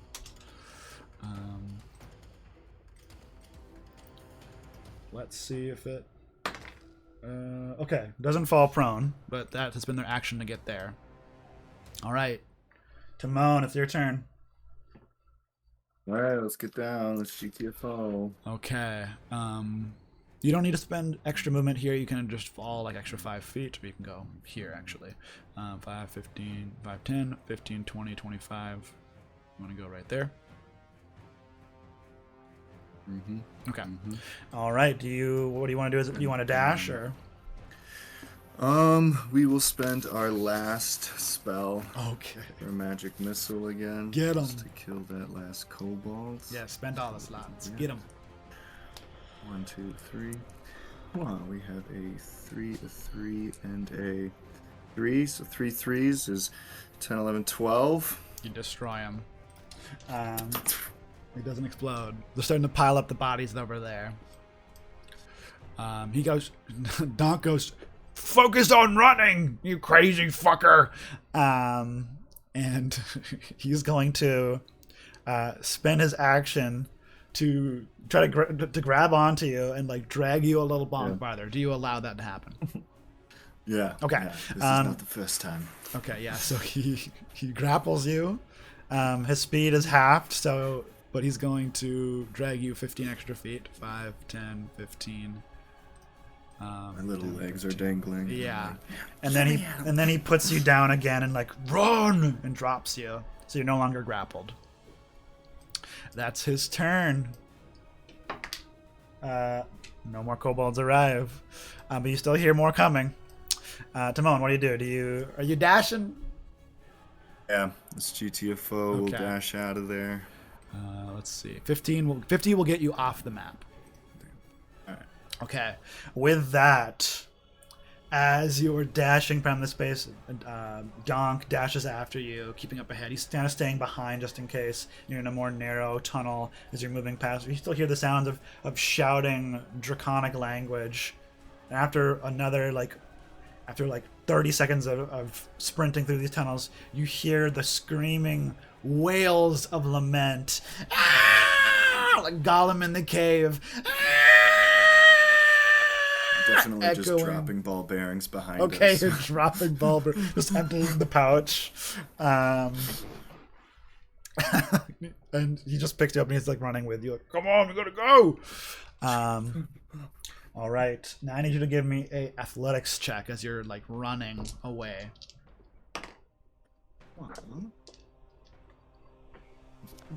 We got a 10 plus a -1, 9. Okay, now I need to make a Constitution saving throw as you're starting to get winded from sprinting for so long. Tiny lungs. Your tiny little legs.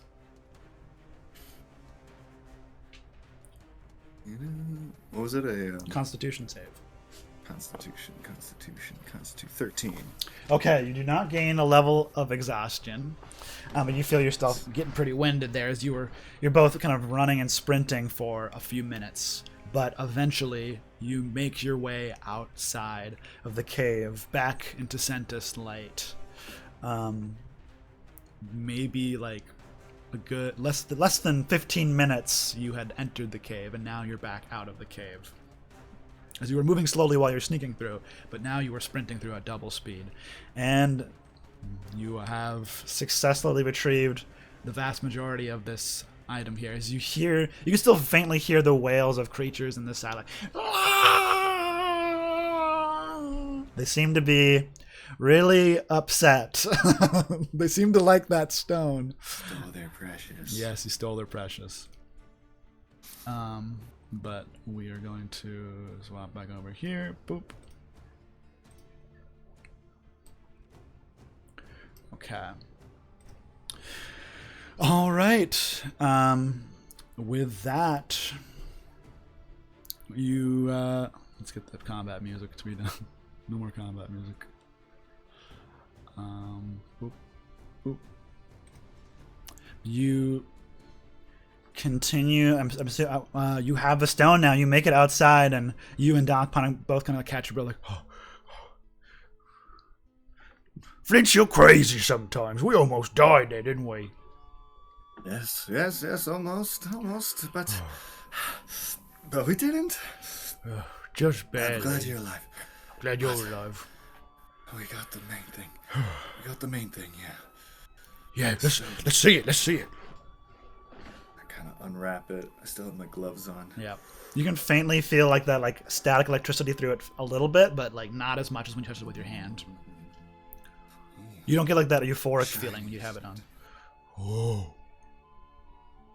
Looks crazy. So cool. Wonder what they want with it. I don't know. Are we gonna give it to her? I think it's. Well, I don't know. I think we should. I don't. Take a think. Think about it. I don't know what to do with it. She said it's worth a lot of money, so you seem to like money. How much would it? How much am I holding? Oh yeah. Give me a just intelligence check, raw intelligence check to kind of like gauge the pounds. It's definitely pounds. You don't know how many pounds, but it's more than a pound. 17. It feels like about 5 pounds. 5 pounds. You can. It doesn't seem super dense. Like it's like this size. Not super dense like diamond or iron ore or anything like that. It's relatively light for its size, but it's still about 5 pounds, you think. Okay. Do I have do I have something that could look like this much red rock? I don't know. Tell me. I don't know either. I have my gem that my professor gave me. But that's clearly different. That's gonna be different. Yeah. We didn't really take anything else. Yeah, we weren't in the cave long enough. Yeah. All right, let's. Can I? Let me try to take. Like, can I split this? And try and I'll split this it. 5-pounder. Okay. How do you do so? Oof. Yeah, with my tools. Yeah, chisel and hammer. Okay. See if it works any better. Yeah. Okay. Yeah, okay, so you can give me another check you did earlier with the dexterity and proficiency. Are you putting it on the ground or like holding it in your hand and doing so? Yeah, I would put it on the ground. I might even like cast my mage spell again, as I would like in the shop, just as like a third hand to kind of like help center it. Well, you need to use one of your hands to control it. Oh. Yeah, sure. yeah. Okay. It's like an extendable Yeah. hand almost. All right. So I'll put it on the hand. I got like 1 foot on it, holding Okay. it steady. Okay. All right, so it's kind of floating in the air a little bit, and you trying to smack through it. Okay. Yeah, dexterity roll. Dexterity roll is only a 9 plus 1 is 10 again.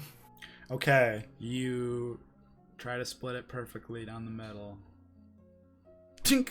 And it breaks into what looks to be 3 separate pieces. And you see like a bunch of little like shavings or filings of it sprinkle off into the ground. So there's little shards of it on the ground. Yeah, lovely. Okay. So it We're looks gonna like take those 3 there's like a bigger piece, almost. Mhm. It's like a little bit more than half, and another piece. I'll say it's basically like if it were fifths, it would be like.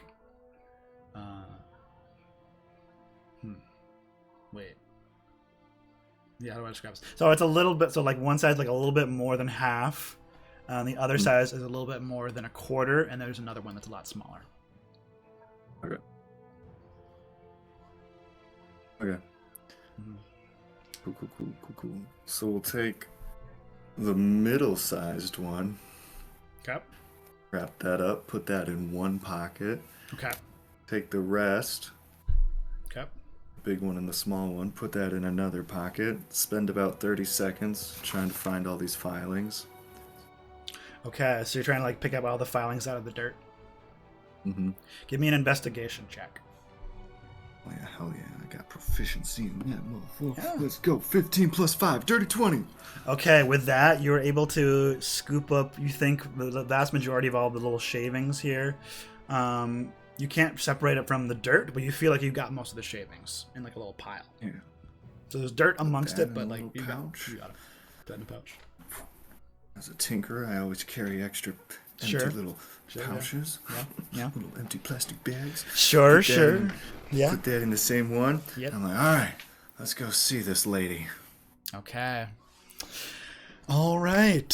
So Donk just kind of watches this happen and goes, doesn't really question. You do strange stuff all the time.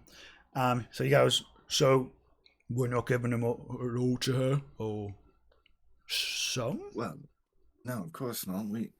We did the majority of the work and we almost got killed. I think we should deserve a little piece of the pie, don't you think? Well, she said she'd give us money, so I didn't know if you wanted that or money more. Well, Donk, what's money to you if we have this? I don't really give a shit Feel about like- money.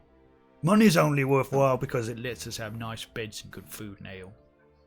But you and like that's money. why I like having you around, Donk. Yeah, I like you too, Flinch. All right. Yes, let's do a little short rest so I can arcane recovery. Okay. Doesn't know what that is. See this lady. Okay, so you take a short rest outside of the cave. You still hear the wails coming from inside. Oh, Precious! No, they don't hear Precious, but... So do you short rest right outside the cave? Yeah, probably not. No, let's go. Okay. So you go a little bit farther into the woods and then take a short rest somewhere in the woods. Okay, you can spend your hit dice to heal up if you want. Yeah. Donk will do so. That's 12. What is he at? He was at He was at 3 hit points. 7. At 3 hit points. He was close to that. If he wasn't raging, that last hit would have knocked him down. Okay. He's almost back to full, but he had to spend all his hit dice. So you add your Constitution modifier to this as well. For each one. Then I only Yep. want to do one. So that was 3, 4 then. Okay, so we spent 2. Yeah. Boom. We got 10 back, so we're at 19 out of 20. Lovely. Okay. All right. So you head back to the shack of this woman whose name you still do not know, and knock on the door. Oh my gosh, my computer. I need to get. I'm gonna get a nice proper desktop one of these days. Okay. Oh, son of a gun! I see you turned gray. Yeah. No. I moved you over here. Oh, it increased your size. yeah. It doesn't like you not being like the Discord being the very first thing visible. Oh shit! Grab my. Okay, we're moving you over me a little bit, shrinking you down. Oh boy. There we go. Okay. All right. So you head back to the space and knock on the door once again, and she kind of.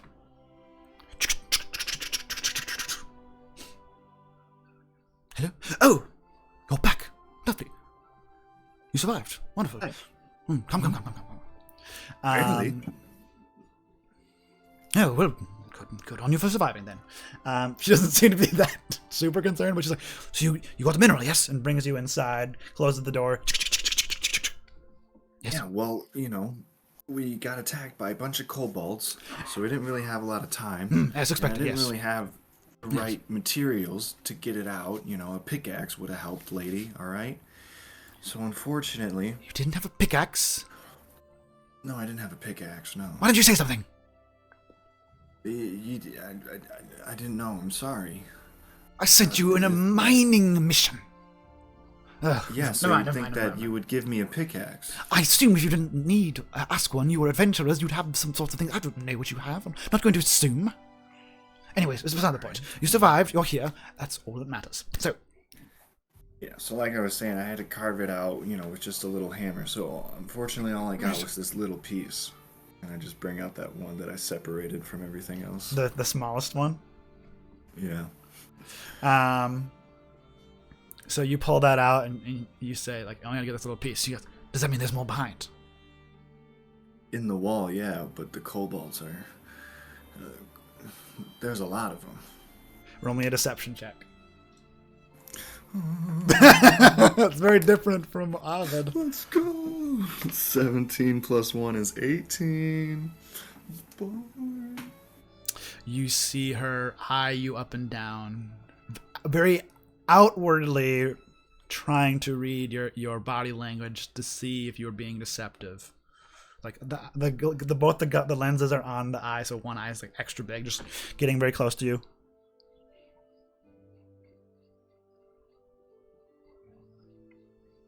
And you're certain this is all you have?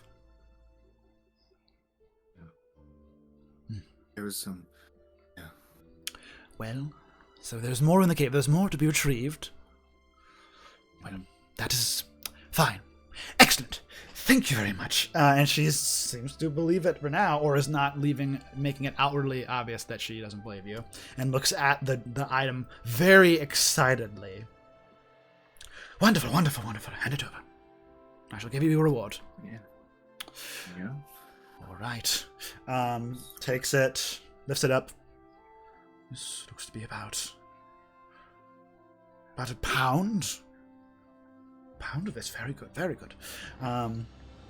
Which even this chunk of it is more than she has below. So she seems very excited about this. Like, very good, very good. If there's more behind, well, I will pay you greatly if you were to go and retrieve more in the future. If you are injured today, I understand, but if you would like to, if you're staying in the area, I would very much be willing to pay for more. I think we could arrange something like that. Yeah, we could plan more accordingly for next time. Yes, that would probably be wise. And she looks at this. Just, So what are you paying for this pound? And well, I fear 80 gold per pound would be appropriate. Which, put into context, 80 gold is like... Put into context, 50 gold is like $1,000. So this is like... 1,500 basically. $1,500. need gold. Kind of look at Donk. He's trying to hide the fact that he knows that you have more. He's just being quiet. 80 gold's good. All right, very good. I shall fetch my coin purse here. One moment here. Does a little spin, like around herself, and like stretches, and yes, that's right. It's on her back, so she pulls it out, counts out 80 gold, which seems like she's got more than that in here. And goes, very good. Here is your reward. Hands you 80 gold. And goes, thank you very much. And if you are willing to go retrieve more, or if you can find any more of this stuff anywhere in the world, or anything similar to this, I will pay greatly for it. I promise you.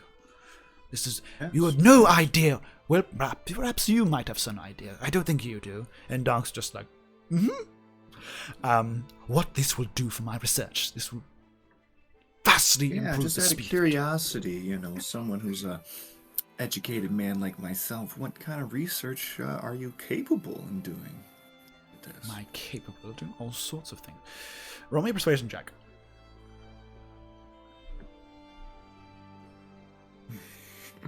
9. 9. She looks you up and down and goes,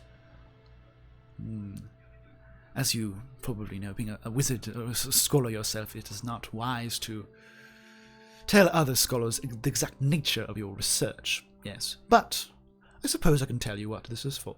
I use this to power magical devices and arcane sigils and the like, as this is a very powerful component for various spells and the like. Quite powerful. Well, like I said, I'm really into, education and all that, and spells, so anything that I can learn, just to improve my own skill set and education to bring about the world. That's what I'm here. That's what I'm put on earth to do. Yes, well, I believe I was the first to discover this, so I would like to reveal it to the world as my invention or my discovery, but we still do not know what exactly it does. As far as I'm aware, no one else knows of this, so I would very much appreciate it if you would keep this to yourself. And myself. Yes. Of course, yes. You're the only one that knows this exists and what it can do, and nobody knows that as far as I know, mineral exists in the world, and I'm kind of just looking at Donk. And I'm sure that the science community would be very pleased with your discovery. Yes, indeed. So, fascinating. Yes. Roll me another deception check as you're like trying to not sweat and just reveal something as very obviously you're like, oh shit, I got something good here. Dirty 20, 19 plus 1. Okay. She seems too transfixed on this stone and is kind of focusing on that. You feel even though you're like, the back of your neck's getting a little hot, you're doing a good job of hiding it on your face. And she's just too preoccupied with this extra chunk of this here. Thank you very much. Now, well, if there's nothing else I can do for you, I will need to get back to my research. So, ta-ta. Oh, you don't need any help with your research? You're interested in helping in my research? I'm interested in just research. Like I said, education for education's sake. Roll me a persuasion check. This one's going to be a little harder. Because again, she doesn't want to get people to know it. She's in the middle of fucking nowhere doing lab work underground. secrecy might be important for her. Persuasion is a 10. Bad persuasions, good deceptions. She goes, I think I'm just fine. At this stage in my research, if you procure more in the future, and you prove to be trustworthy, then perhaps then. Or if you prove to be... if I get to the point where I need additional hands in my research, if you are still around, I would appreciate it then. But for now, I think I will keep my research close to the chest, as, again, I am on the cusp of several discoveries, and you know, this industry, technology, is cutthroat. Yes? Oh, yes. Very cutthroat. Are you trying We'll to be be? leaving now. Are you trying to be suspicious to her, or is No. this okay? Okay, all right. Yes. I pushed my luck. Yes, it Very is very cutthroat. cutthroat. Yeah. Yes. Very cutthroat. Yes, exactly. Magic missile. Well, you're Yeah, tapped, I'm so tempted. What- if she's like, got what if we stuff, just kill this lady? you can try. I know. I'm like, You try. in my head, I'm like, she's probably like a, what level wizard are you? I mean, she ran from a bunch of kobolds, so maybe she's not that powerful, but you don't know. But you're fully tapped, right, and Some so you could try, but your wizard call. just hanging out in the woods doing research. Yep. It's gotta be in the something. middle of fucking nowhere, in the tiny little Yeah, I got to hamlet. it. I'm gonna put this on the back burner though. I'm looking at Donk, and he knows I'm coming up with a scheme. Yes, of course. All right, well, we'll be going now. Yes. Bye. Donk trying to be not suspicious. Yes, very well. On your way. And kind of ushers you outside of the little shack area, and you hear the door close. All the locks go. You hear the sound of the trap door opening up and closing as she quickly goes down to do research more. Okay. Donk, I know what we're going to do today. What's that? Cue theme music. Yeah! Timon going on adventures. Okay, with as you say, I know what we're gonna do today, and you have your new successful heist or retrieval of this magical, glowing, powerful stone, or two pieces of it, and some shavings. You will think about what you want to do with this, and perhaps we'll see what comes of this next time, as this is where we're going to end our session for the time being. Woo! Good typing, nice. Nice. Okay. Nice. We did it. Oh, we did it. First D&D stream complete. D stream. Barely any problems. Playing as a wizard. Playing as a wizard. Yeah, that's your first time as a wizard. Yeah, nice. Wizards can be tough. There's a lot. So lower level is the good call to start off with them, because they got a lot of shit. But yeah, so thank you everybody for watching and sticking around. Those of you who stuck around from the beginning to now, very much appreciate it. Feel free to let us know in the chat if you want to see more of Timon and Donk. We'd like to bring more of these one-shots. We'll have more guests and eventually have a party once we see if my computer can handle it. As we saw this session, there were some issues. But, it worked out. There were some problems, and maybe I just got to figure out how OBS works a little bit better. We're learning stuff, but... Yeah, it was fun. Hope you had fun. I had fun. That was a blast. It's been a long time since I did a solo session. Yeah, it was first time. First time doing a solo session? Yeah. I've done a few before in the past. They were never like let's do a solo session. It was more of this character's been gone from the party for real life a year, in game 2 months. What were they doing? So I ran a solo session with a player just to kind of act out what happened and then get them back to the party.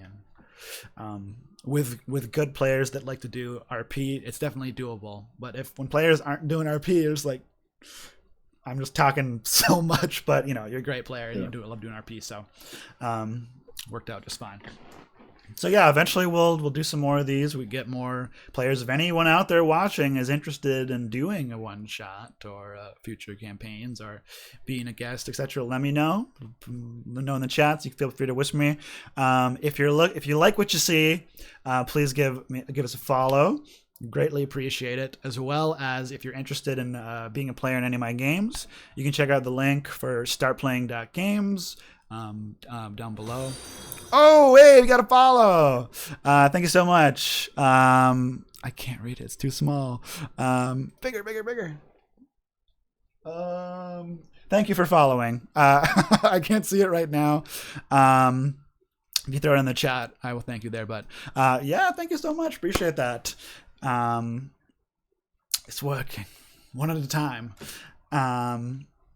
But yeah, check out the startplaying.games. I run professional games for people of all different types of the day. They don't need to be on stream. Private games can just be private, up to you. But eventually we'd stream games as well. But yeah, that's that. Check out the YouTube as well, where we're going to post this as well as other things. I do other gaming content like Baldur's Gate 3, Skyrim, Oblivion, other RPGs, maybe some Stardew and some other stuff here. But we're just getting started here. But we're going to do a lot more D&D stuff in the future. Other TTRPGs. Michael, if you're interested, I'd like to teach you Kids on Brooms or Teens in Space.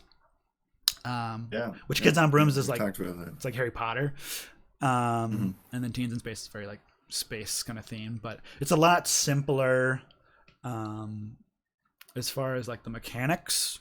Instead of like everything as a D20, you assign your various skills a D4, a D6, a D8, D10, D20, and a D12. So yeah, and the DCs are kind of set, but yeah, so we'll do those eventually.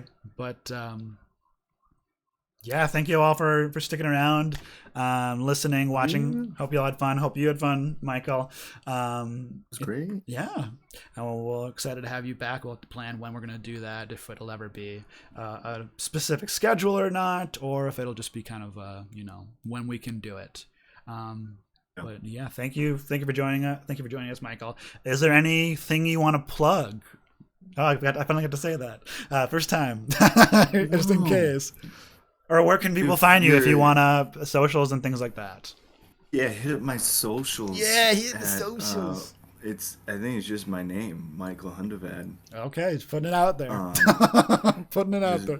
That's who I am. All right. I know. Self-doxing. I love That's what my social is. It's also my stage name. I'm in a bunch of shows. I'm a theater guy. Come see us around if you're in the Minneapolis area. Yep. Otherwise, Dungeons and Dragons is a heart and home for us too. Yeah. We got many campaigns going. Yeah, we got some campaigns. We're player in another campaign. Oh my gosh, I need to show my shirt. I don't know if you can read it. If it's reversed, it says "I'm the Dungeon Master." That's why. I had to wear it for this. Master.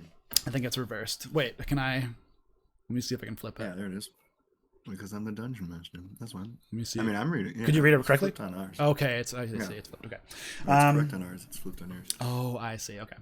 All right. Well, thank you all so much for joining. Once again, very much appreciate those that followed, those that watched, and we'll see you soon next time. Take care, everybody. Bye.